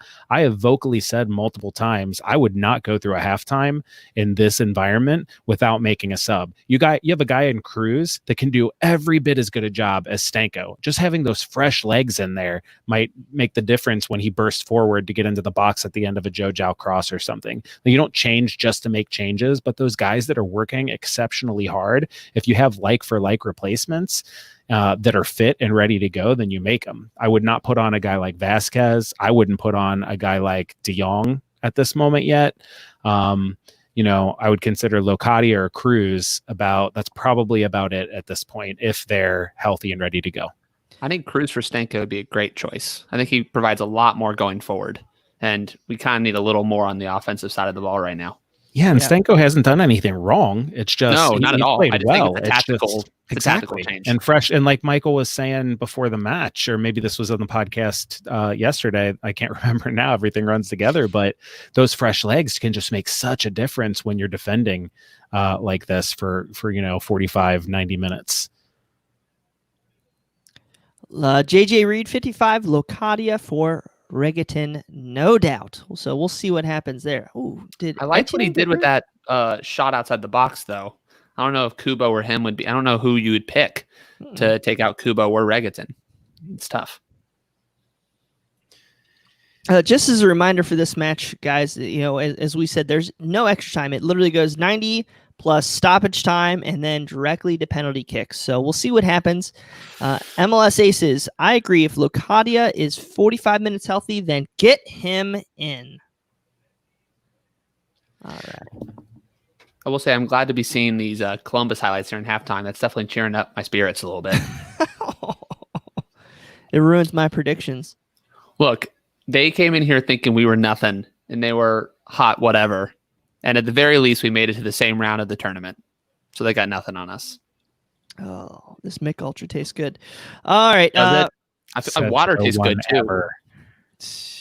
So from John Reichert, I'm going to guess that's how you say it. Kubo doesn't seem himself this game looking at it. IMO. Regaton is the one trying to move the ball up. I don't know if I agree with that. Kubo has 2 shots from distance. The only thing I would say there is that typically you see Kubo get on the ball and do one of those like mazy dribbles where he ends up, 40 or 50 yards from where he started and beat 2 or 3 defenders. You haven't seen that yet. I don't know. I would be interested to see like his touches and things. It seems like we haven't got him involved, or FC Cincinnati hasn't gotten him involved very much. I will say too, I just think they're neither Regaton or Kubo are real hold-up players. Mm-hmm. So I think you can kind of just flip a coin at this point. I don't think one's been particularly better over the other. Locadia is going to provide something that neither can. So you just kind of have to determine maybe in training who's got better chemistry or what. I'm not sure. Stom would know better than us, but I think you could probably flip a coin between those two if you're bringing in Locadia. I do have a question from Twitter, Coach, if you have a second here. Yeah. From Dan Vieira. Says, horrible soccer, park the bus, Cincy game plan, folks changing channels across country. I don't agree with that, at least for the first 20, 25 minutes. Yeah, I mean, possession is 50-50. Like, you can look at the stats. Nobody can park the bus and make 50-50 possession stats. I think it's 2 teams that are content to sit in a mid block. That's not parking the bus. It's when the other team has the ball, you're content on getting compact and trying to make sure they can't break you down. But when you have the ball, FC Cincinnati isn't just lumping it upfield and hoping for the best. I mean, they have 50% of possession. So I will say on Kubo, I was just looking at some halftime stats. He has the fewest touches on the team outside of Teton. So, that's just an interesting note. What do you make of all 4 of our shots coming from more than just outside the box, kind of way outside the box in some instances? For me, I mean, I think it shows the fact that that FC Cincinnati has not been able to get that possession in between the lines that we're talking about. When you get the ball in between the lines and you force the midfield to turn back towards the back line and you force the back line to step and start to create those gaps, that's when you get to slip the ball through. And that's when you get those shots from in closer, right? If you're sitting in front of their midfield all the time, like Michael was saying, Kubo, when he's dropping in and getting the ball, it's constantly right in front of Chara. Of course, you're going to have to shoot from distance because you're shooting, through the midfield and the back lines. All right, guys, if you want to call in during halftime, 513-399-KICK, 513-399-KICK. All right. You guys, what do you think, Coach, is the first sub that you make here? Say we can, maybe get through another 15 minutes, get to the 60, and it's scoreless. I mean, it's so hard not knowing the health and the fitness of these guys because, like, we talked about Cruz and we talked about Locadia, but if I rule both of them out and I just say, okay, they're not fit enough to play except as a cameo at the end, then I guess I am absolutely considering Gutman. And the reason is not only is he on a yellow, but you're asking him to play a position that really is end line to end line, right? You're asking him to defend as an outside back, as a wing back, but then get forward like a winger when they shift into that 3-3-4. So the fresh legs there can make a huge difference, especially going against a right winger if Portland doesn't make a change that is a little bit tired. So I think that would be the first change that I'd be considering outside of the other two we've already talked about. Hey, Nick, you have any other thoughts? No, I'm too busy watching Twitter. Yeah, I know. I'm trying to get. But I will say this: it's masterclass defending, right, guys? Stop it! Stop it! For me, it mostly comes down to. It does come down to fitness because I think the best subs you have on your bench are Locadia and Cruz. So it just depends on how many minutes they can play, and only Stom and his staff know that. I completely agree with Coach. Gutman is in a position where a yellow card is not very helpful, but he's been playing well most of the tournament, so you might want to stick with him. It's tough. I mean, knowing Stom, he's probably going to let these guys work through it for a good portion of the second half before we see any changes. So I would, this mostly is advice for me. I'd be a little patient. Looks like Greg Berhalter's on halftime, considering we love hearing from him. Oh, look at him wearing a Crew supporters shirt. I kind of thought that too. His son plays for him. So yeah, but is that a dad? Is that dad t-shirt? Coach, come on. Is that a dad t-shirt? Yeah, I think so. I mean, I mean, he coached there. He's got a son that plays there. Like, I wouldn't expect anything different. As the national team coach, you're not asking him to be neutral, right? It's not like he has a shirt on that says, decapitate Nagby or something. Like, I guess obviously Nagby plays for the Crew, so that wouldn't be the right one anyway. You know what I'm saying? Like, he's not rooting against. I guess we know what you're saying. So I do want to get about this. People are bashing FC Cincinnati. I love it, Coach. I love you to death. So people are bashing FC Cincinnati. I don't think they're bunkering nearly as much as they were versus New York this past week. No. But there is something to be said that this philosophy can win championships. Freaking Chelsea won Champions League by doing this. I mean, Inter Milan. I mean, might as well. Mourinho teams. Shoot, might as well at least try. Okay, yes, we want them to play well. We want them to express themselves. But right now, it's just being familiar with one another is just as important as expression on the ball, right? And no one wants to hear this right now, but this is Jaap Stam's fourth game with this team. He's still figuring out and communicating his ideas to them. And the first couple games, the Atlanta and New York Red Bulls game, those games were regular season points. Getting those was necessary. Now here, this doesn't affect our regular season standings. So who knows how adventurous he might get or what he might try. But there's still plenty of room for this team to get better on offense. It's clear to him that he could not stand letting in those goals. And that was going to be his first kind of obstacle, his first challenge with this team. I think there's still plenty of time that we should give him to see if that offense can improve. And again, we're still missing Locadia and Cruz, And De Jong has looked iffy, if not fully fit. It's tough to say. A lot could still improve with this offense. North London's Lily White, Clay, looks like the Tottenham game plan from Daniel David. Now, in Jose's defense, he has a lot of good attacking players in the front line who can create a lot. And though Kubo and Reguilón are talented, we're basically missing Tottenham's Harry Kane and Tottenham's, I guess, Giovanni Lo Celso is a Cruz comp. I'm not sure. He's missing some key players, Stam is, from his offensive lineup. So while Jose can sit back, absorb pressure against someone like the Scum and Woolwich, and then rely on some creativity up front from his world-class attackers, we don't have that in Cincinnati right now. From Tim Arnold, why is it wrong, Coach, to play to our team's strengths? Solid defense, countering is where we're at right now. I think the only reason why it's wrong is because fans in Cincinnati always want to have something to pick on and complain about. And I'm a fan in Cincinnati. I'm doing the same thing, right? So I'm not pointing at anyone. I'm pointing back at myself. I just think it's really easy. We have to constantly remind ourselves what Clay just said. And though we hope to eventually be in a spot where we're watching an FC Cincinnati team that we expect to dominate possession, right now, we shouldn't expect that. You know what we saw? When we saw a team that went out and thought they could dominate possession, the first match against Columbus. Mm-hmm. And how did that end up? And certainly Columbus is a good team, but I'm not 100% sure they're better than Portland. And this match has been a lot better than that so far. So I think you have to be realistic. For the record, I'm not opposed to this style of play. I 100% agree with what is being done on the pitch at the moment. My beef is with the terminology being thrown around about what's happening. That's all I'm saying. It's not just your beef. There's actually coaching minds that have a beef. I mean, nothing is more frustrating to me as a U.S. men's national team fan watching Greg Berhalter put out a starting 11 that clearly can't play a possession positive tiki-taka style.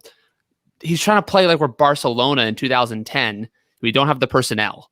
So I admire Stam for thinking, what do I have right now? What can I pull off right now?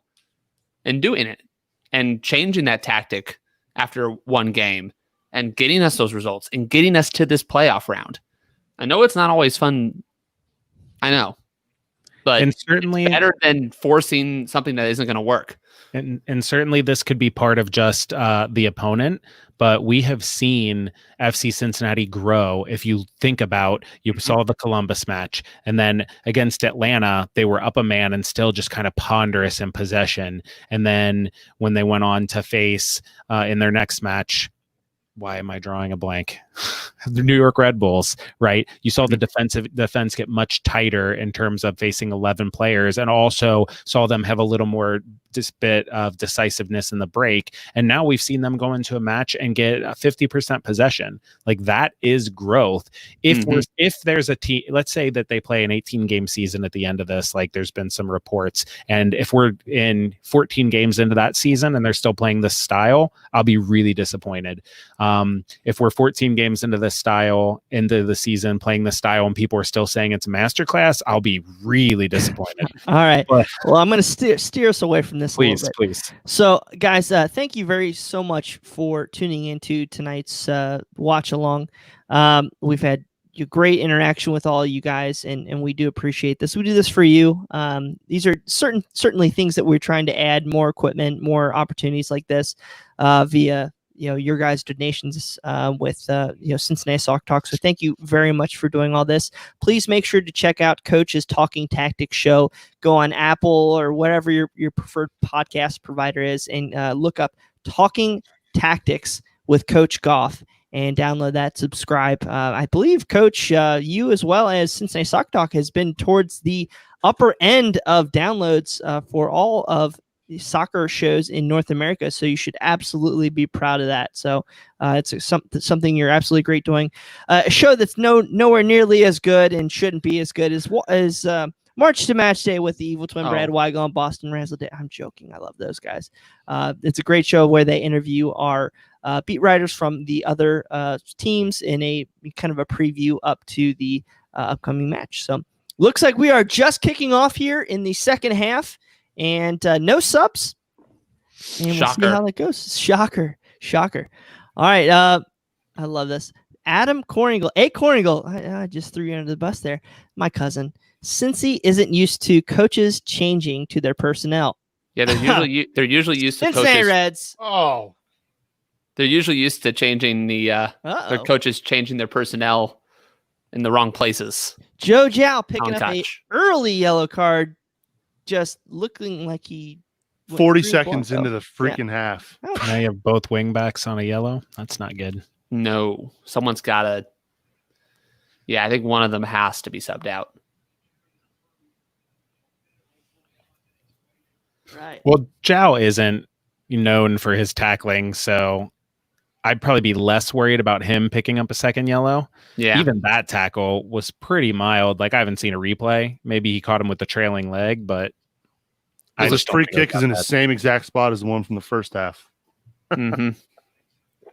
Blanco's really selling it. I'll tell you that much. I mean, It was a bad tackle. No, he was late for sure. Yeah, he was definitely late. I don't think that it's like a clear, like 100% yellow card. Like, I think if that happens 40 seconds into the first half, I don't think that he would have gotten a yellow. Eton again. Uh-oh. Oh, goodness gracious. Great balls of fire. All right, guys. So, Newey UC coaches are used to being changed out themselves. We'll see what happens with the Reds. I'll tell you True. what. We'll see what happens. Oh man, That's a It's not different something- watch along for another day. that's No. not something I'm ready to talk about yet. I'm still very hurt. The 2020 Reds feel like the 2019 FC Cincinnati team right now. Just don't want to watch them. Well, they had a lot more hope than we did going into the Oh, season. God, they had a ton of hope. It's all right. It's still early? Question mark. Moustakis will be back Thursday. Yes, So him and Sinzel both tested negative. Thank good. goodness. Oh, Oof, we are getting Brian ready. yelling at Subs for All right, spoiling I things, and then he shush. spoils things. Okay, I'm gonna mute you now. Man, I get concerned with the Teton. Like, sure, I'm glad that he made that save, but it seems like a really catchable ball that I he thought just so kind of too. like fisted away. And there was one in, that shot that was right at him in the first half that he palmed away instead of catching. It's just there's a couple times like that. I'm just like, it hasn't cost him yet, but it certainly could. Garrett Griffith, Coach, how important is the first 10 minutes of this half for FCC? Garrett is reading my mind. He's like, he must be a coach himself because you always worry. I mean, Portland closed out the half with momentum, and you always worry you're going to come out flat at halftime. And this is the time when a team is feeling really good coming out of the locker room because they had momentum going in, and the other team is, if they come out flat at all, you can just go down 1-0 and the whole game changes. So I mean, it'll tell the tale. If they grow into this 10 minutes, then great. If they fold, then it will be much less fun. All right. Let's get that going here. Back in the second half now with FC Cincinnati. I'm at 48-40, so hopefully 48-50. I'm falling more behind. Where are you at, Coach? I'm 48-10. 48-16. Okay. Oh, yeah, Clay's in last. Woohoo! Pick it up the caboose, baby. Oh, love it. Last Yeah, but not least. I'll tell you what, man. We'll see how good this half goes because I'm on my third tall boy. And But say Michelob Ultra, you barely have a buzz going right now after 3? 3 Mick Ultras, even tall boys, it's like one real beer. you bastard, it's 4.2. That's maybe like a half a beer. Go, I Joe, think. go, Joe. 4.2. Does that have a carb in it? Hey, so I was drinking Miller 64 on my diet, and that's like 2.8, 2.6. Oh, come on! Oh, sorry. This is fun, isn't it, Coach? 35. Aren't you having a good time right now? So looks like Regaton went down.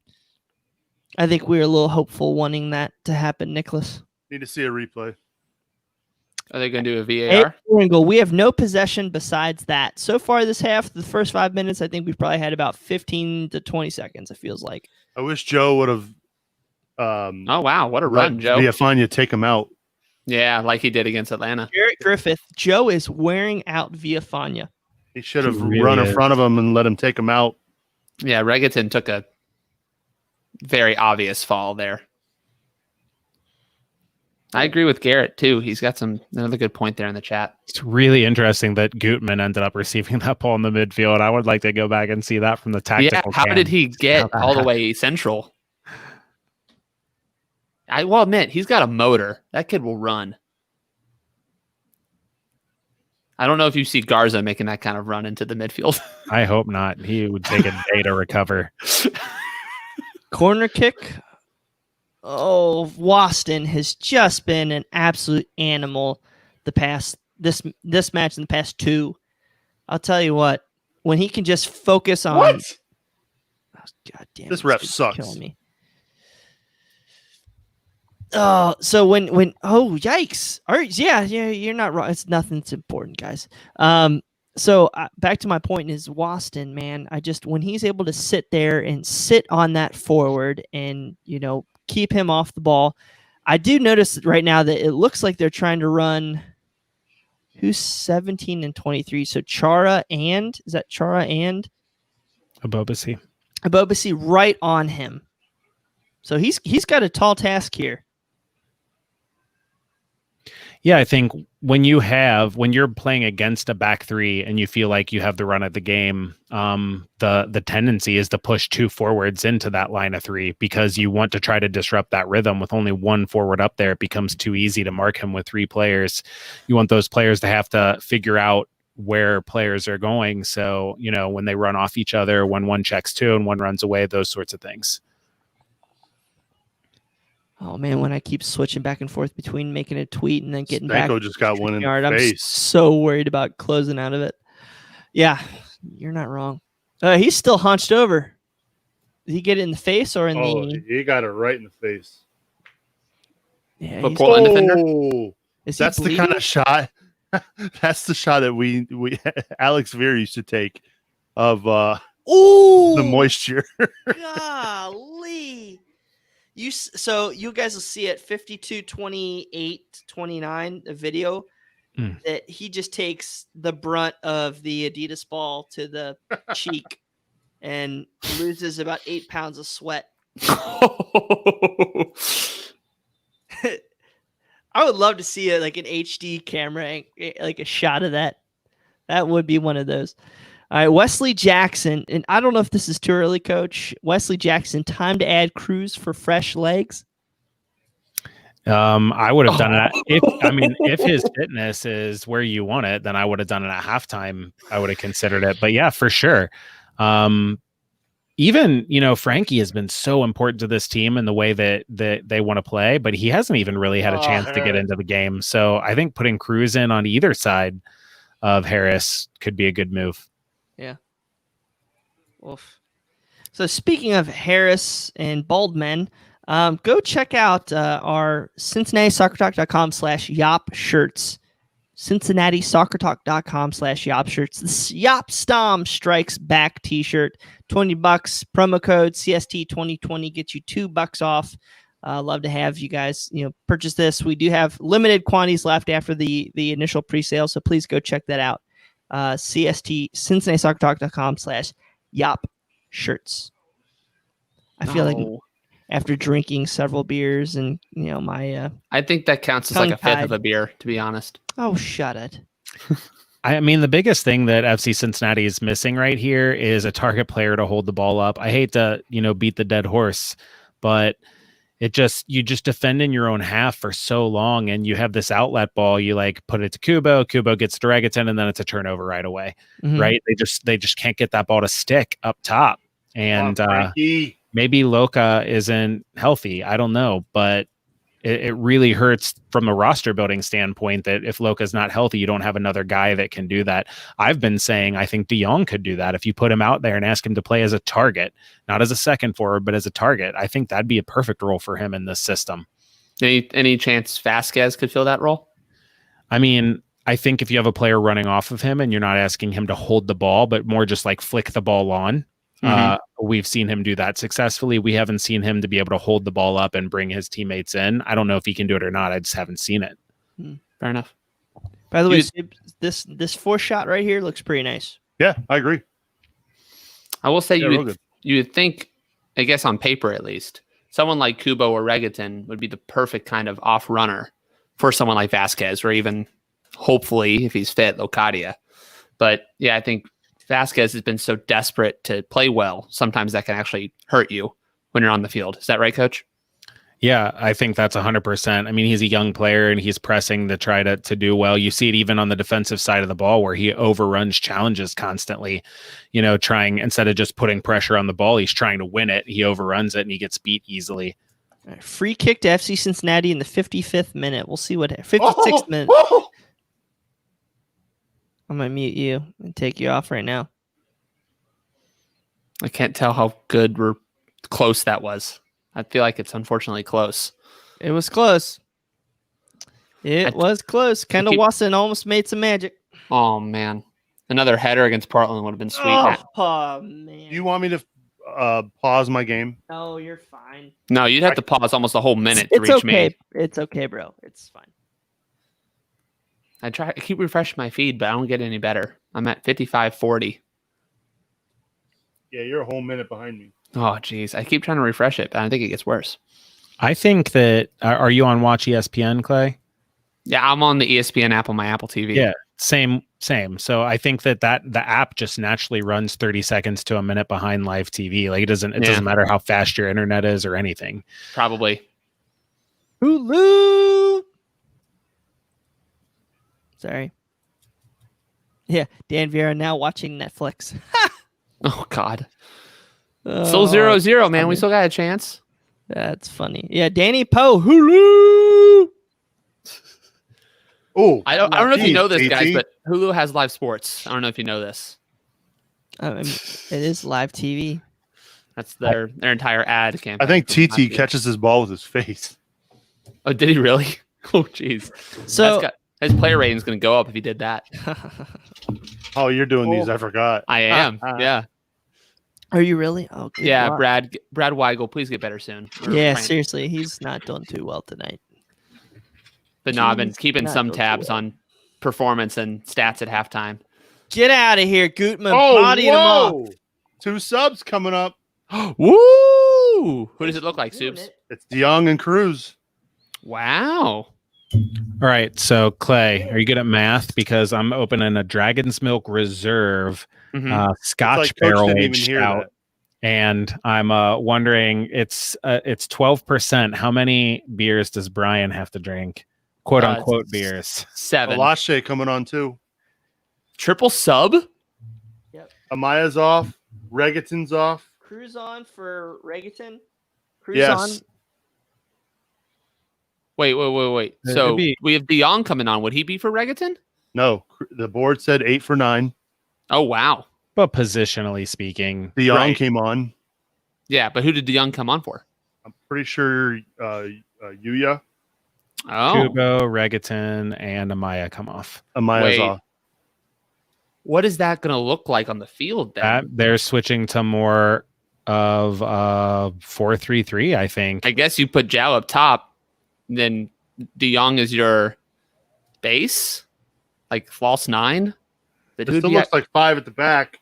It's a I think- 5-3-2 still. yeah, Coach. is it DeYoung's playing a 5-3-1-1? target forward. Cruz playing Oh, up yeah. top? Yeah, I think it's probably still a 5-3-2 nominally with Cruz up top, but I think he's going to drop into the midfield. Cruz and And, DeYoung Oh, both up interesting. top in a 2. That is so fascinating. And you're going to ask Cruz to run around and do a lot more work.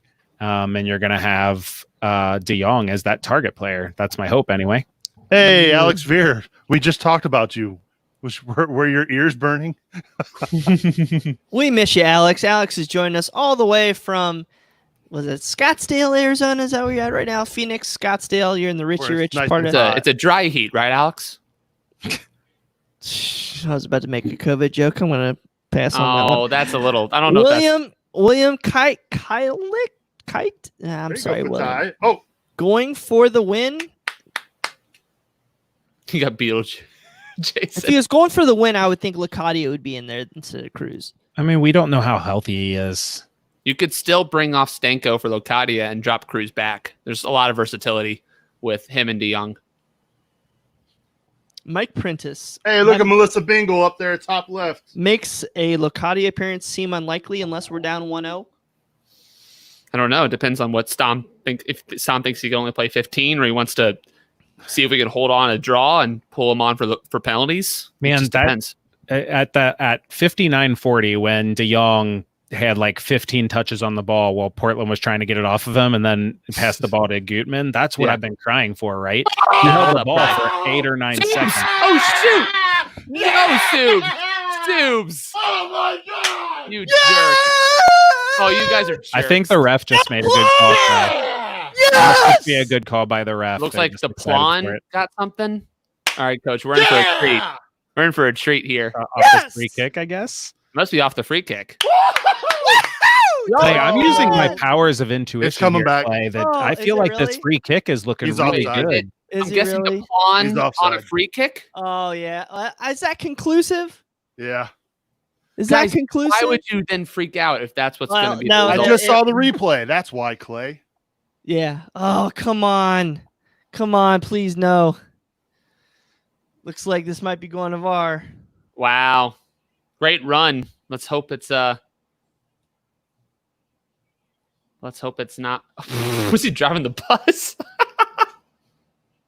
Yep. Coming back. Oh, wow, they're all there. That's cool. Good team celebration. At least I like that. No, it looks like it is going to be offsides, guys. Unless Darcy Kruger is false. Yeah, that's pretty.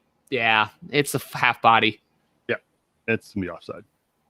Damn it. The chance for Clay's theory that MLS doesn't really have VAR. I guess they're going to use it. While I know what's happening, you guys can take over for a hot second. I'll be right back. Yep. If I see the ref go to a monitor, I'll believe it. Otherwise, my conspiracy theory stands. Offside. Yep. The right call. I think he's talking to nobody. It's my Ken opinion. Hedger is fuming.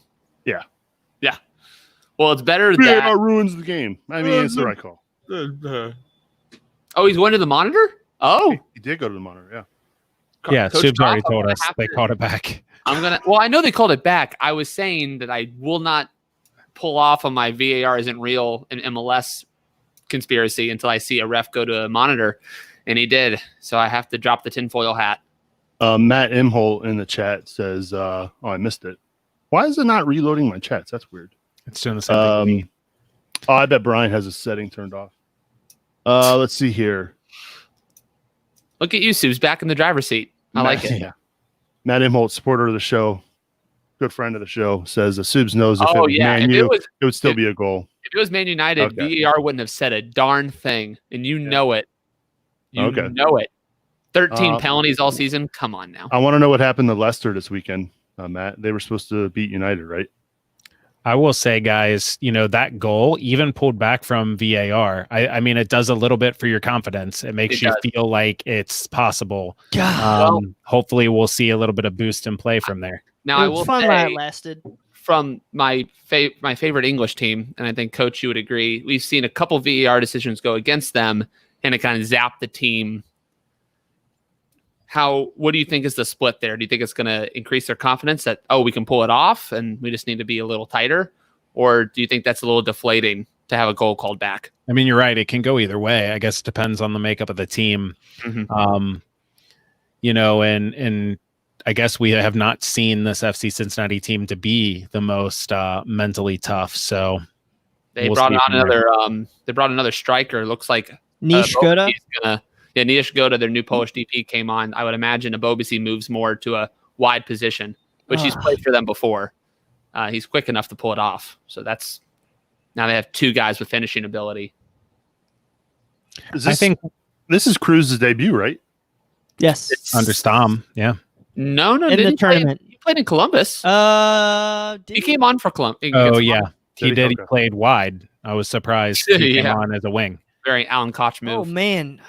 I'll tell you what, I feel is I want to say that Harris is getting up further up the field. Or no, he's definitely high up the field right now. Wow. And you almost gave up the ball. I'll tell you what, man, I still, even though we play these defensive tactics, I still enjoy kind of what we're going through right now. I think if we have to sit like this, I think that we are substantially more offensive than the past. Yeah. I think Absolutely. we're growing in our offensive progression or our forward. It's more forward than we were against Atlanta. It's more forward than we were against maybe even Red Bulls. My only disappointment in terms of aggression is that Joe Zhao has not just gone at Villafana yet. The one time he did, he pulled it back and then found Gutman in the middle instead of driving by him. And I just think cat's on a yellow. Oh, come on, Joe. And you've had the run of him the whole time. Yeah, Zhao is cooking Villafana. If he wants to, he can really burn him. Not this play. No, I mean, I'll see it, but before this moment, at least. I'll tell you what, man. I don't want to jinx us, but Portland does not move the ball as fast as we are right now. Our one-touch passing is improving. And I think the coach was mentioning that earlier. Clearly, that's something Stom is that fast possession is something he's working on in training, which is good to see. So it's not today for the future. So it is officially Wednesday morning. Oh, geez. Uh-oh. I just got a love sign from my wife. I must have woken up the kids. A love sign? Yeah, my daughter came downstairs and looked at me and she goes, for a goal that was called offsides, Subes. What are we doing, boys? I hate Oh my God, what are you doing? I'm guessing we get scored on. Yeah, it looks like it in the chat. Oh, You've undone everything you've done well the last 2 matches. But that's this system. So this is fun. I enjoy this. Nishkoda. I mean, what are you doing? Who on the pod said they really wanted to see if FC Cincinnati went down a goal? How that changed things. It was probably Boston. That was me. Oh, it was you? Oh, great. Now I can actually blame you. I don't have to yell at a imaginary Boston. Oh, who lost that mark? Oh, Niash Goda. He knows how to finish. I'll tell you that much. I mean, he was 3 yards out unmarked. Let's not overdo it there. Only Zardes could have missed that. I mean, I'll never take that for granted. You know, I've seen a lot of, defender could have showed up and he got it off his foot pretty quick.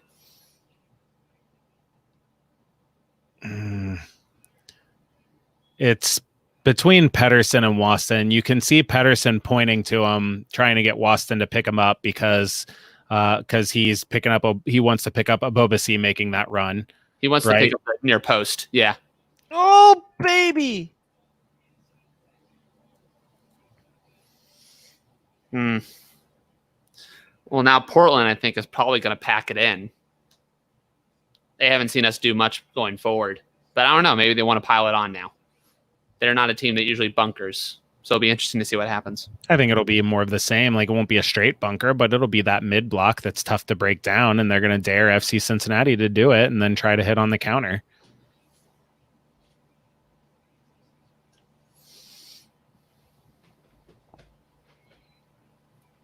Zhao right ahead is just bulldozing into the final third. Ooh, okay. You're that far behind. Oh my God. That's a positive offensive play, though, don't you think, Coach? Yeah, I mean, it shows initiative right off the bat. Zhao goes and drives forward. Alashe, who's playing nominally in that 10 position, to be there for the service. I think, it shows they know that they need to go forward. We'll see if this urgency continues. Joe has had an awful last 2 or 3 minutes. Since that play? Because that was a good play. I hope I'm only 1 minute behind and not 2 or 3. Cheez-Its are good. This is the hard-hitting analysis that we employ Bryan Weigel for. I don't get paid.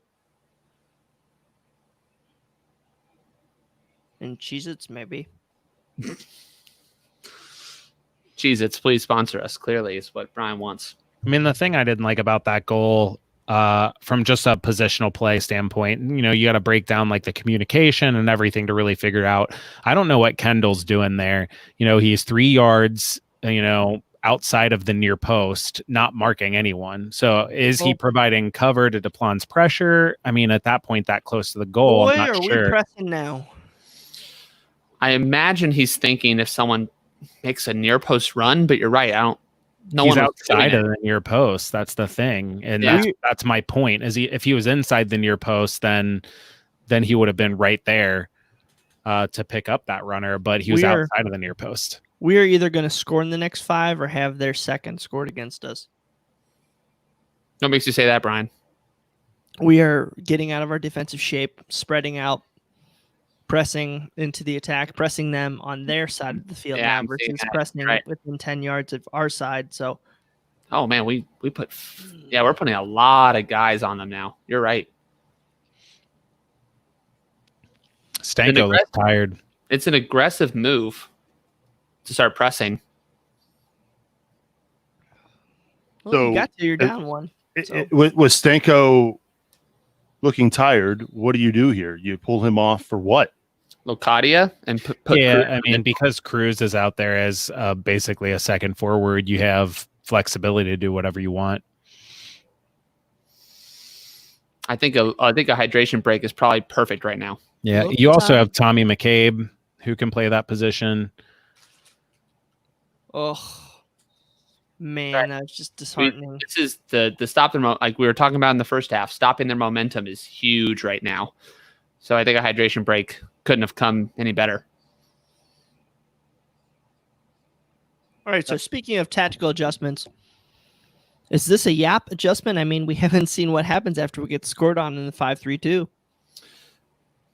It looks to me like the team knew, like they were told, before the match, like we're going to play this way until we go down a goal. And as soon as we go down a goal, this is the shift. Either that or the players took it upon themselves to understand they needed to go score one. But Yap didn't have enough time to make that change. He didn't do it with a substitution. He didn't communicate with anyone. That just happened. So to me, they knew, they were going to hold on. And if they went down a goal, they were going to do this. Jurgen Locadia on for Caleb Stanko. It's happening.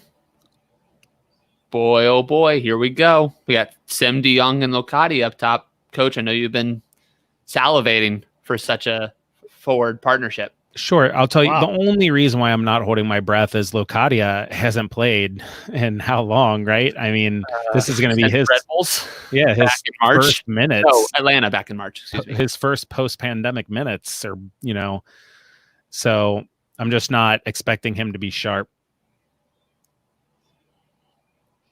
Well, if you could remind everyone who's paying attention, what about de Jong and Locadia together could be on paper potent for our offense?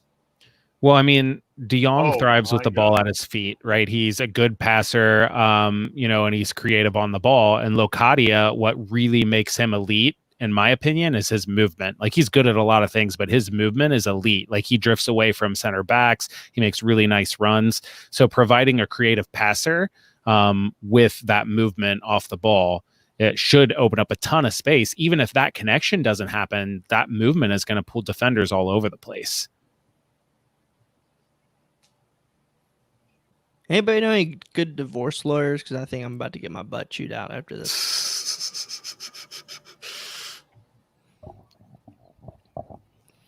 All right, so let's reset here. 75, going into the 75th minute. We got one sub left, right?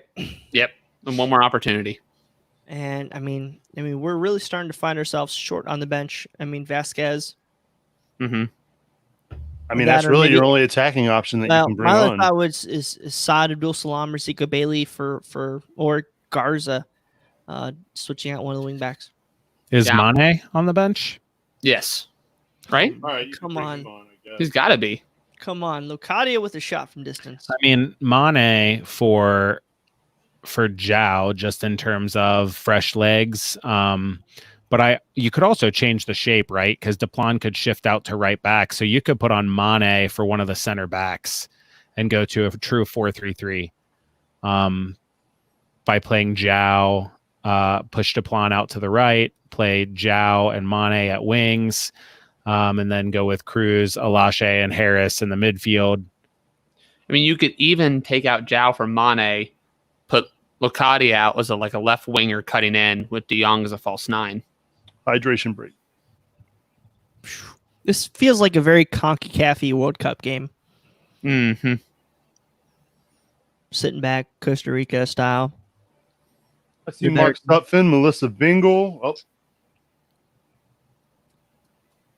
Cincy _Ant. I don't understand why he would take off Kubo and Regaton at the same time. Yeah, that's a tough one. I mean, the only thing I can think is that they're working so hard up top to really close down those Portland center backs and shift back and forth and chase down all the lost causes. So you just assume they're gassed, and that's almost like a predetermined decision to me. Like, hey, if we get to this, close to 60. Yeah, exactly. Like it's a predetermined decision. Like at 60 minutes, we're gonna make this up. I will say though, I don't know. Our going down 1-0 is not Kubo and Regaton's fault, and Regaton, I think, was having much, a lot more touches and creating a couple more chances, but I don't know if we had a whole lot on offense really that we were losing there. I will tell you, as a coach, it is the worst feeling in the world when you're 0-0 and you pull out 2 offensive weapons because you think they're getting tired or whatever, and you make that change, and then you go down 1-0, and you're like, man, if I had that to do over again. You got to remember they came out at 0-0 when you're thinking, okay, let's make this more stout defensively, get some fresh legs on up top, and now they can't come back on. So it is what it is. But this is where having that short bench with a lack of health or a lack of back end talent starts to hurt you, right? Although Mane looked really good in the beginning of that first match. So, Mane is not a slouch, and, he can come on as a late game sub. His pace probably is a huge benefit.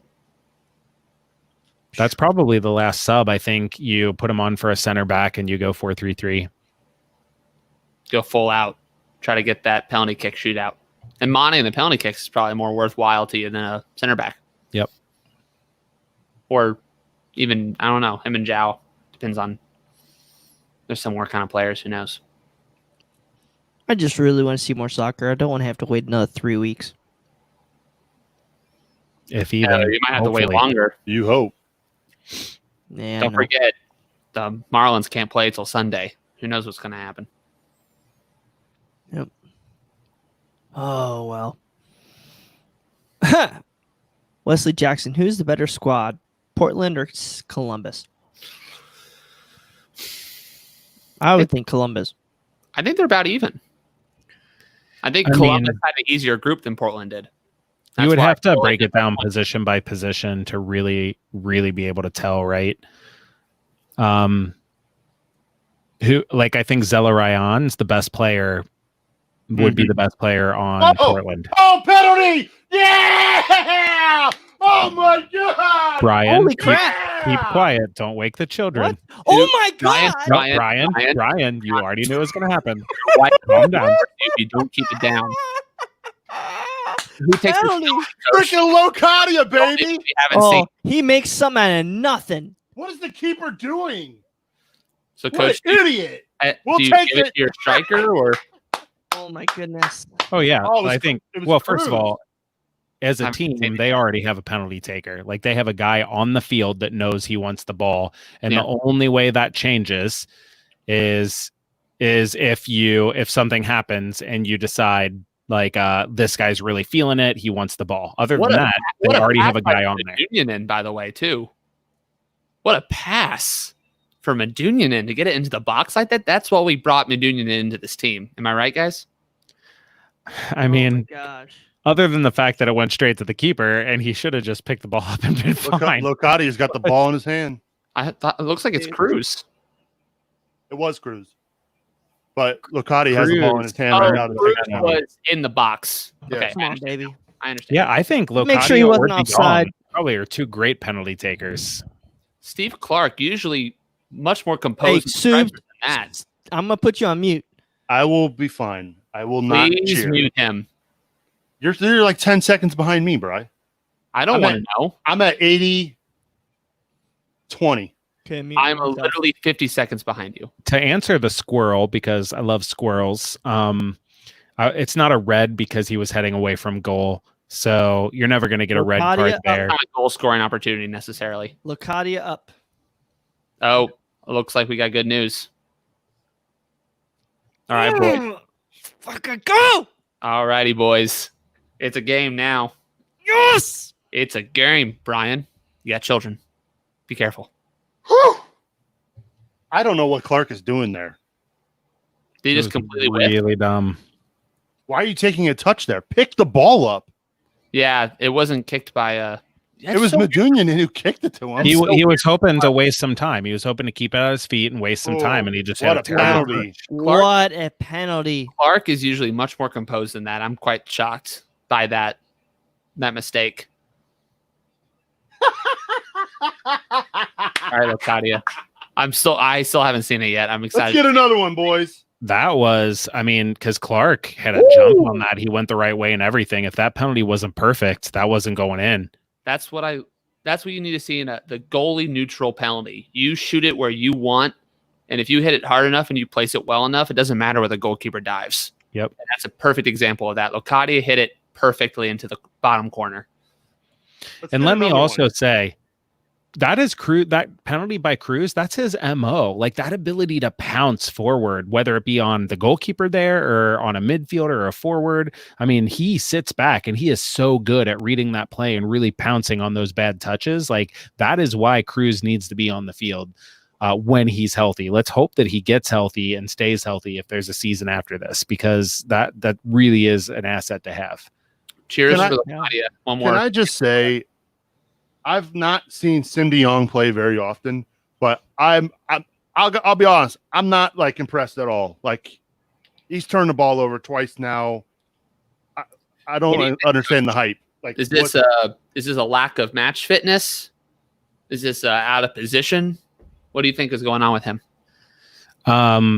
I'm absolutely with Subs. I have not been impressed, and I don't think it can really be attributed to much other than not a lack of fitness, but a lack of touches, right? He's just not getting the ball as often as he's used to. So like coming off the bench and trying to get into a match and get comfortable on the ball, he's a player that thrives on rhythm and wants to be touching the ball all the time. He wants to be that go-to player where the offense is running through him, and he just doesn't get a lot of touches in this offense because FC Cincinnati doesn't have a ton of the ball. TT, what another save. Sorry. Another opportunity though where it seems like he could have caught the ball, doesn't it? Jordan Kenner too. My kids already woke up. I'm now teaching them bad habits. Love it. You're doing the right thing, Jordan. Hashtag wife mad.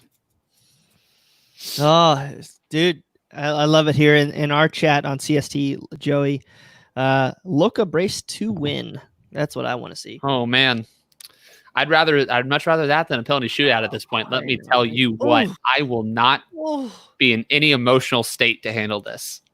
The question from FC Cincy Squirrel, do we go back to a 5-3-2? I think as a team, you cannot afford to relinquish this momentum. You know, you got a goal, you've had a bit of better of the possession the last 5 minutes. I think you try to grab the game. And talking about penalties again here, I would much rather be in TT's shoes. He's been facing more shots tonight, right? Clark, you could see he's on edge. So he hasn't seen a lot of action. And oh my God. Wow. His first touch on the ball, and he blows a chance and creates a penalty and then misses it. So, yeah, if you're TT, I think you have to feel more confident. You blocked a lot more shots today. Holy freaking A, Valeri.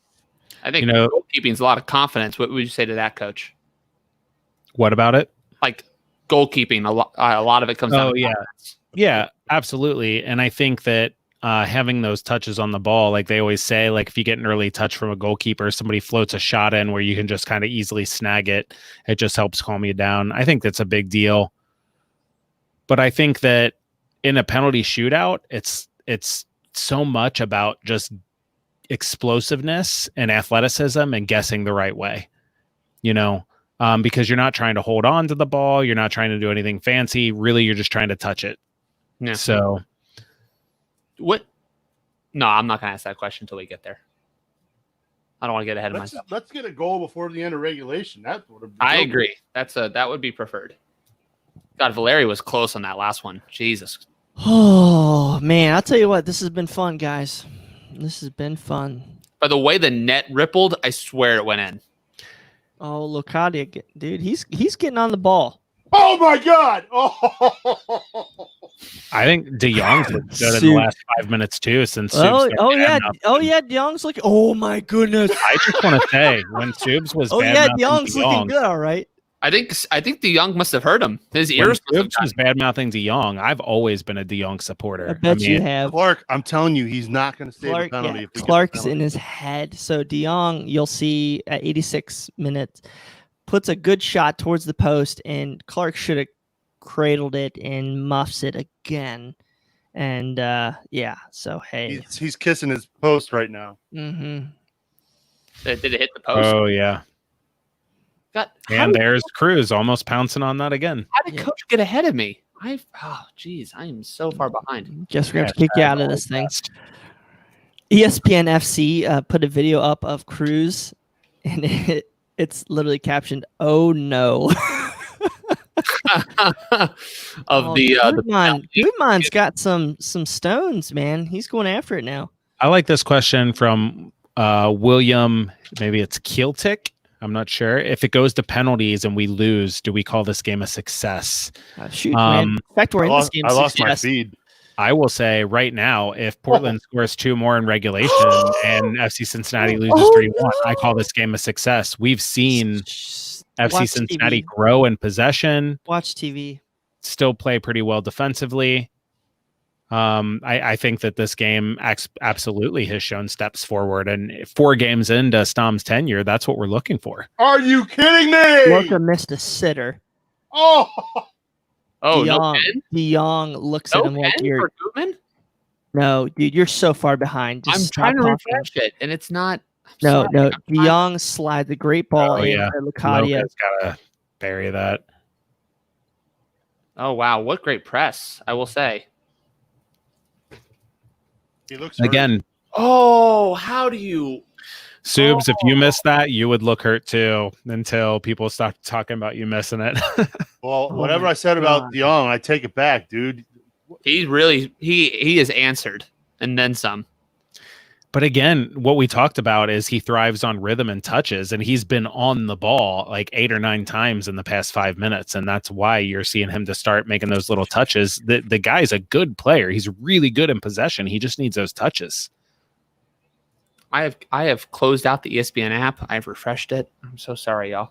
There's Kakuta Mane on for Jow. You call it, Coach. Mane on for Jow. Looks like we're really going to commit to 4-3-3. Yeah, because Mane ain't no. He ain't no. Right. He ain't going to be defending, right? But at this point, it's also a little bit about penalties too. I was just going to say, right? You have to think about it as a coach. You have to. Plus, I mean, his fresh legs into stoppage time. I mean, who knows how much we're going to get? Oh, I can't believe Loca missed that ball. That was like Wondolowski-ish. It was. Oh, we are going to look back at that. Shades of Wondolowski. Oh, Cincy Squirrel got another great comment there, Bri. Put that up. Yeah, I'm trying to do 8 things. Portland's keeper is looking like Yeah, I mean, didn't Louis Karius also bumble a ball that led to a penalty? It's a very apt description, I'd say. That's a good foul, Lashe. That's a good foul. Ken Hedger says Clark is one of the best penalty stoppers in the game. He's a good shot stopper. He's had an awful half, Ken. But he does. His confidence must be shook. Yeah, I think Ken is absolutely right. Steve Clark, his best ability as a goalkeeper is just one-on-one shot stopping. That's what really solidified him as a starter last season for Portland.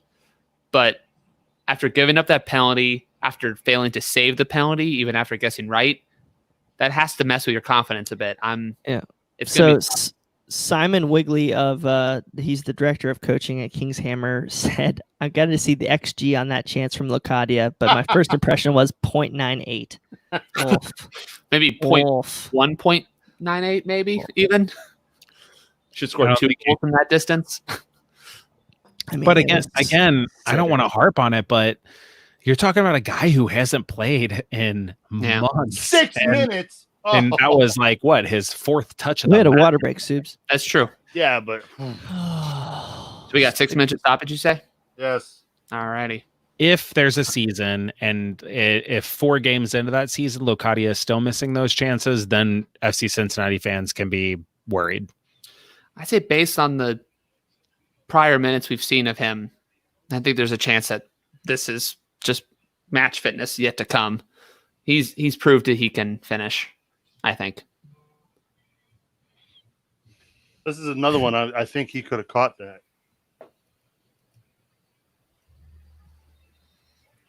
That's 2. Oh, geez. There's a corner kick. Oh, baby. One of my big disappointments is with all the man buns and the little weird ponytails out there on the Portland side. If we could have gotten Jimmy in the match, FC Cincinnati would have won the hair game easy. Very good point. Coach goes on mute. I don't know what Alan Cruz was doing there. Oh my gosh, I'm like getting super nervous now. Yeah, penalties are. So we got about 4.5 minutes left. Basically, Portland has possession, and we're gonna pray. I think one of the most stressful days of my life was the England-Colombia penalty shootout in World Cup 2018. I don't really want to live through that again. England who? Why? England-Colombia. Why? Because I rooted for England in the last World Cup. Football's coming home, baby. It's coming home. Hey, it's coming. Clay, I have the bar here some days. The bar's here some days, and then your comments. 3 lines on a shirt. You're not English. Jewels are May, still gleaming. Yeah, I put you on center stage. 30 years of hurt. It's been more by now. Never stop me dreaming. All right, I'm done. I actually am English by heritage, Subes. So, and we had 5 Spurs players on that World on that. The funny thing to me is like because of the Spurs connection, I was rooting for England too, but I never would have been nervous because it's like I don't care that much. Like, yeah, I'm rooting for him. If they lose. At this point, I care more about the national team than the U.S. men's national team because they disappoint me too much. Yes, Newey UC Kane fanboy, absolutely, he's the best striker in the world. All right, enough. Thank you. Speaking of EPL fanboying out, apparently my allegiances are going to be up for bid on a new segment of Cincinnati Soccer Talk called EPL The Bachelor. So if you have a reason why I should follow a EPL team, please feel free to put it in the chat or give us a comment on Twitter. So we'll see what happens.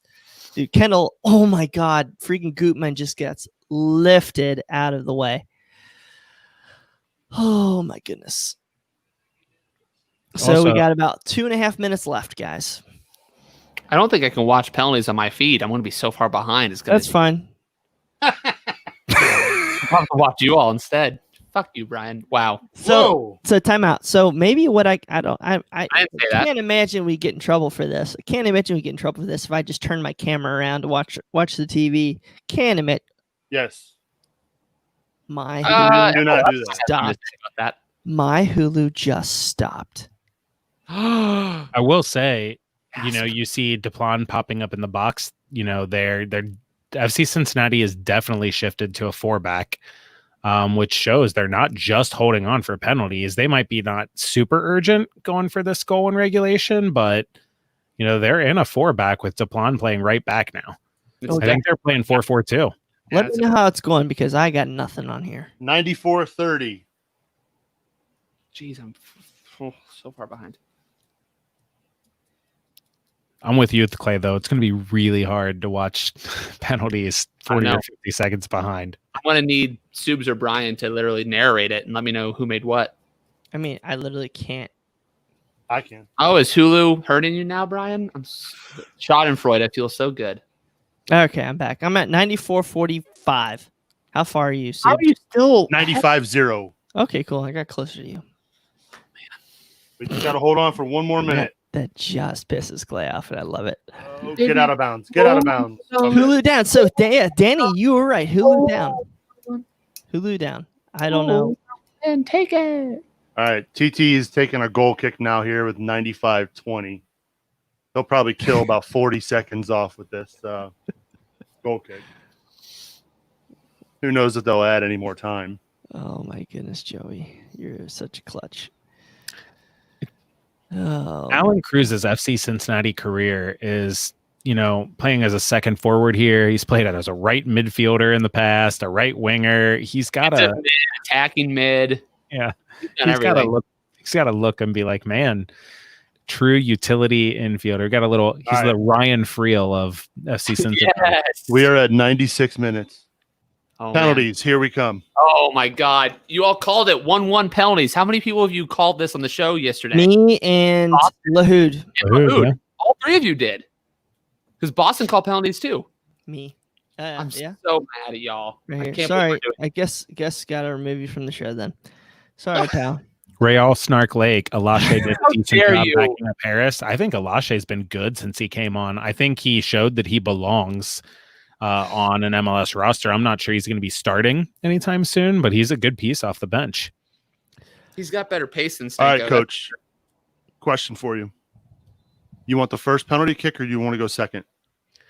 For me, I always want to go first, but a lot of it depends. It's less about the coach and more about the players.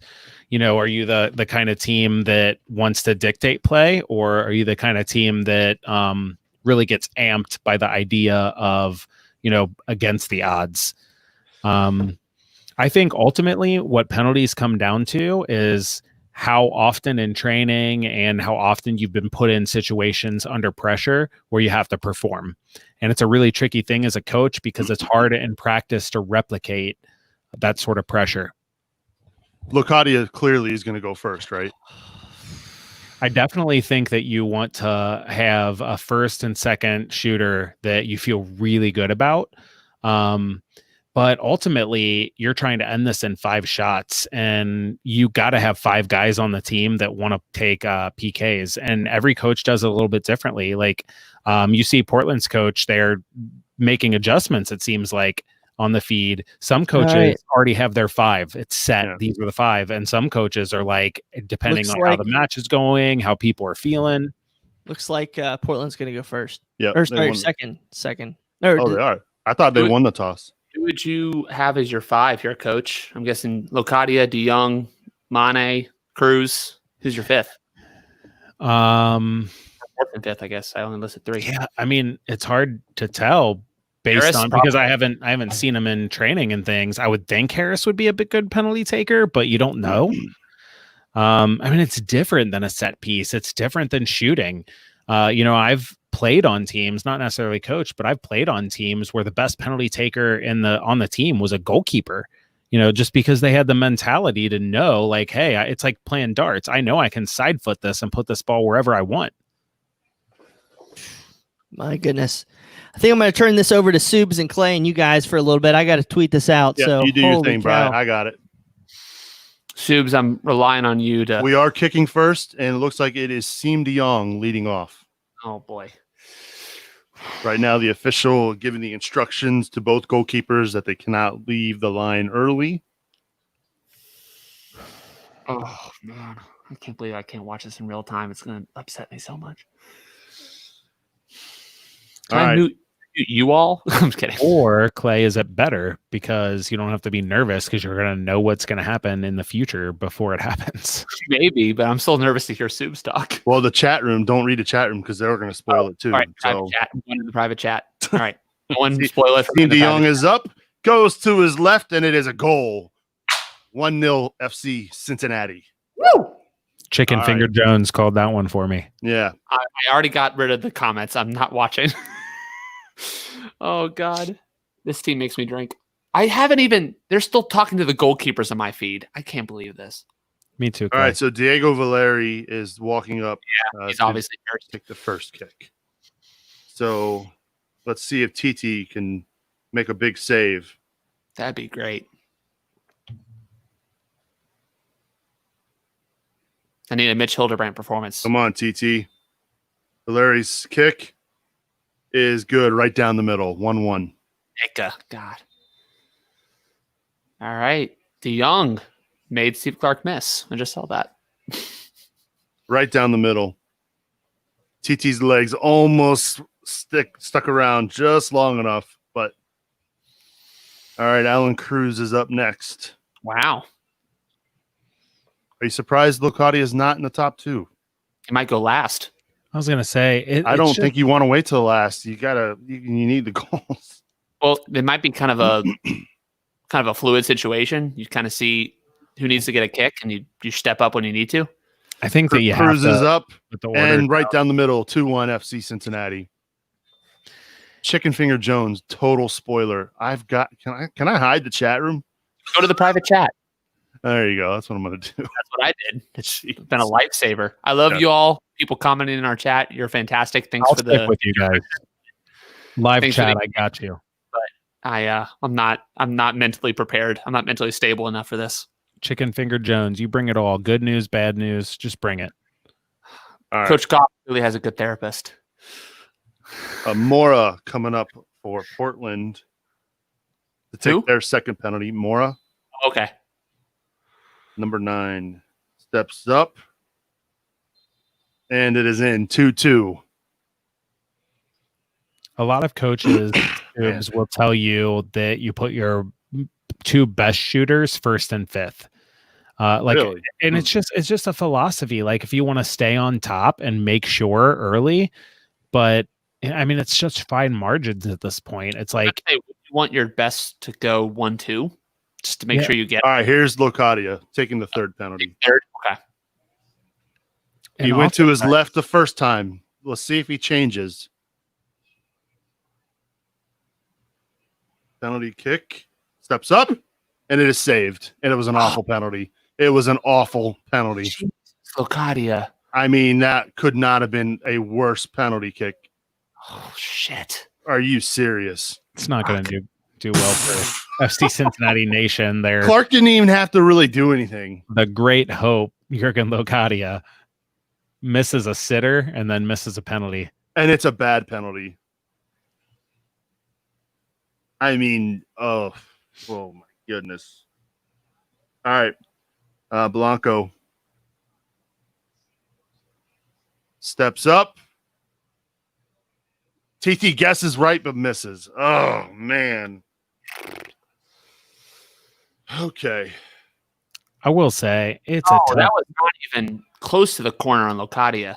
The penalty shootout is such a mental game. It's tough to have a second penalty in a match because it's a mind game. Which way are you going to go? I mean, as a shooter, my opinion is you need to just go up and do what you're comfortable with and not try to worry about the goalkeeper. If Locadia likes to go left and he tried to go right there because he went left the first time, then it showed. Here comes Waston. Really? Yep. As the fourth? The captain taking the fourth penalty for FC Cincinnati. Make this too.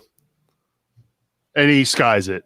I was going to say, Waston strikes me as the penalty taker who just hits it as hard as he can and hopes it goes in. We need a save here, basically. Yep. Yeah. Save here or we're out. I mean, I don't understand why he's taking a penalty kick. I mean, we're not in training, I guess. Come on. I know. I'm just He ain't Sergio Ramos. out, I guess.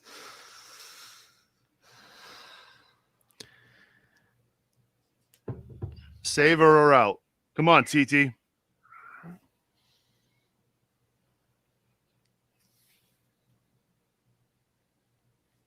And we're out. Well, Life is over. we made it exactly the same distance as the crew. Oh, that stinks. Somebody in the chat put that the Locadia miss was the same as the Jeremy Hill fumble. He ain't wrong. Oh, man. Well, I blame whoever made that Aiden Quinn comment on the pod. Is that Bryan Weigel? It's your fault. I mean, look at what Waston did. If that was not Aiden Quinn, the ghost of Aiden Quinn, I don't know what was. Greg in the chat room, Timbers, go home losers. Okay. All right. You struggled to beat FC Cincinnati. Good luck against NYCFC. Regulation. Like, let's penalty kicks are a crapshoot. Let's chill the heck out, okay? Oh, that's funny. Well, man, that's a bummer. You know what? We talked about this before we got to penalties. Would this be a success if we made it to penalties and lost? Well, look, Yes. let's think of it from this aspect, right? Where were we, 3 weeks ago? We didn't think we were going to make it out of And the group. we watched FC Cincinnati lose 4-0 to the Columbus Crew. No one Any on of our us show thought we were in getting out this of the room right now thought we would be playing for penalty kicks. Hey, my good friend Alex Davis, put him on here, man. Put on Tucker from Simon Wigley, and that, kids, is why center backs never take penalties. Unless you're Yeah. Sergio Ramos. yeah. Get my friend Alex Davis on the screen. Who Alex is it? McDermott. Put him on here. What do you Old want? high school friend Alex McDermott moved to Portland, became a Timbers fan. Good game, Tucker. Good game. Never in doubt. Oh, geez. So the way I look at this is there is some positives to take away, right? We have a coach that has the ability to adjust. I don't know if we've seen that in the FC Cincinnati short amount of time we've had, right? I don't think we saw it with Harks. I don't think we saw it with Koch. Jans did make some adjustments for the last 5 games of the season. Saw a couple clean sheets. We got 5 points, I think, from 5 games. But Stom has, I think, done it to a more successful degree than Jans did. But this, from where we were 3 games ago, 4 games, I guess you could say 4 games ago now. This is, I think, as a fan base, we can take this as, yes, it sucks to be knocked out, but A, we weren't supposed to be here, and B, well, I think we would 100% take this, coach. And the fact that you're getting guys who we hadn't seen get a lot of playing time, De Jong, Locadia, they're coming back. I don't know if we'll have regular season soccer. I hope we will, but there are some positives to take away from this. Absolutely. I mean, when you're playing without Locadia, who is supposed to be your best player in terms of what he's paid to do, he's your only true DP, as in, the other guys could be bought down because they're whatever you want to call low-level DPs. And I think you have your best player from last year, Alan Cruz, coming off injury. And I think that you said it, look at the regular season standings. FC Cincinnati is above the playoff line right now. Stom just did the other coaches a favor. He didn't want to be tied for first in terms of all-time wins so early in his career, So, fair play to him for that grace, for letting the other guys stick it out for another match. Now we're getting bombarded by these Timbers fans in our chat. Oh my gosh. I love it. That's cool. Timbers Army. Look, Timbers Army, I love you. This is not the game to brag about. You finished against FC Cincinnati 1-1. And I will say, Subes, I think you're absolutely right. I didn't mean to interrupt you, Coach. I'm sorry, because now we got to turn the Clay clock on. We showed up against Columbus, who, a big rival. It's an important game. We got blasted 4-0. And immediately the national media, local media, fans, we were all despondent. We thought this is more of the same. What can we get out of this tournament? The depression sank in real quick. And Stom really turned that around. There's a lot to look forward to for whatever the regular season in 2020 ends up being. I think you're absolutely right. There's a lot of positives to take from this. Even though we're sitting here knocked out, we shouldn't have been here. Yeah, and the complaints are legit when you think about Waston taking a PK. You got to think Mane or we brought him on. Union, and would be a better guy there. But again, I think a little bit you're picking nits, right? I mean, you made it to penalties. Penalties are a crapshoot. Probably they do penalties in training, and probably Waston buries his penalty every time in training, and it's different. It's a different, different pressure when you're in a real match. And so as a coach, you can totally try to second guess that or wonder if somebody else should have taken the shot. But really, as fans, we should be looking at the overall progress of the team. We saw a team go from getting spanked 4-0 to Columbus, and that scoreline was flattering, 4-0, right? And we saw them come back, do 2 games in a row that were clean sheets, and then against Portland, basically do 50-50 possession. And I think that's important. It's important to understand that there's progress being made. We have a coach now that looks like he gets it. And hopefully as the players get healthy and we see things start to get more cohesive, it just gets better from here. Yeah, still a tough pill to swallow on the evening, but it is what it is. Happy that we got to see more soccer, at least one more bonus game, we'll call it, and we'll see each other, I guess, in 3 weeks. So, but outside of that, I think it's a very successful tournament for FC Cincinnati, and while we aren't playing the expressive, style that we hope for, I think we've had some options and had some opportunities. So we'll see what happens, guys. Let's before we wrap up tonight, it's almost 1 a.m. Let's give our final thoughts real quick. So I'm going to start with Clay, and then go to Nick. I know it's lame to say this. I was thrilled to even be here. We were playing against historically one of the best MLS teams in their history. They usually make really good final runs into playoffs. We knew it was going to be tough, and we made one defensive mistake and gave up 1 goal. Otherwise, I think the game plan held well. We responded with some aggressive press and aggressive attack. We got a penalty. We evened it up. And penalties are, Michael Lahoud said in our podcast, they're a crapshoot. They can really go either way. Yeah, Waston skied it. Yeah, Locadia didn't hit it as well as he could have. But we saw, we were here. And I was thrilled to do it. I was glad to be here with you guys and to watch it. It's better than I could have hoped for from this team looking back on it a month earlier. So I'm happy for the ride. Nick? Yeah, I just want to say thanks to everybody who tuned in. This is a lot of fun doing these watch-alongs.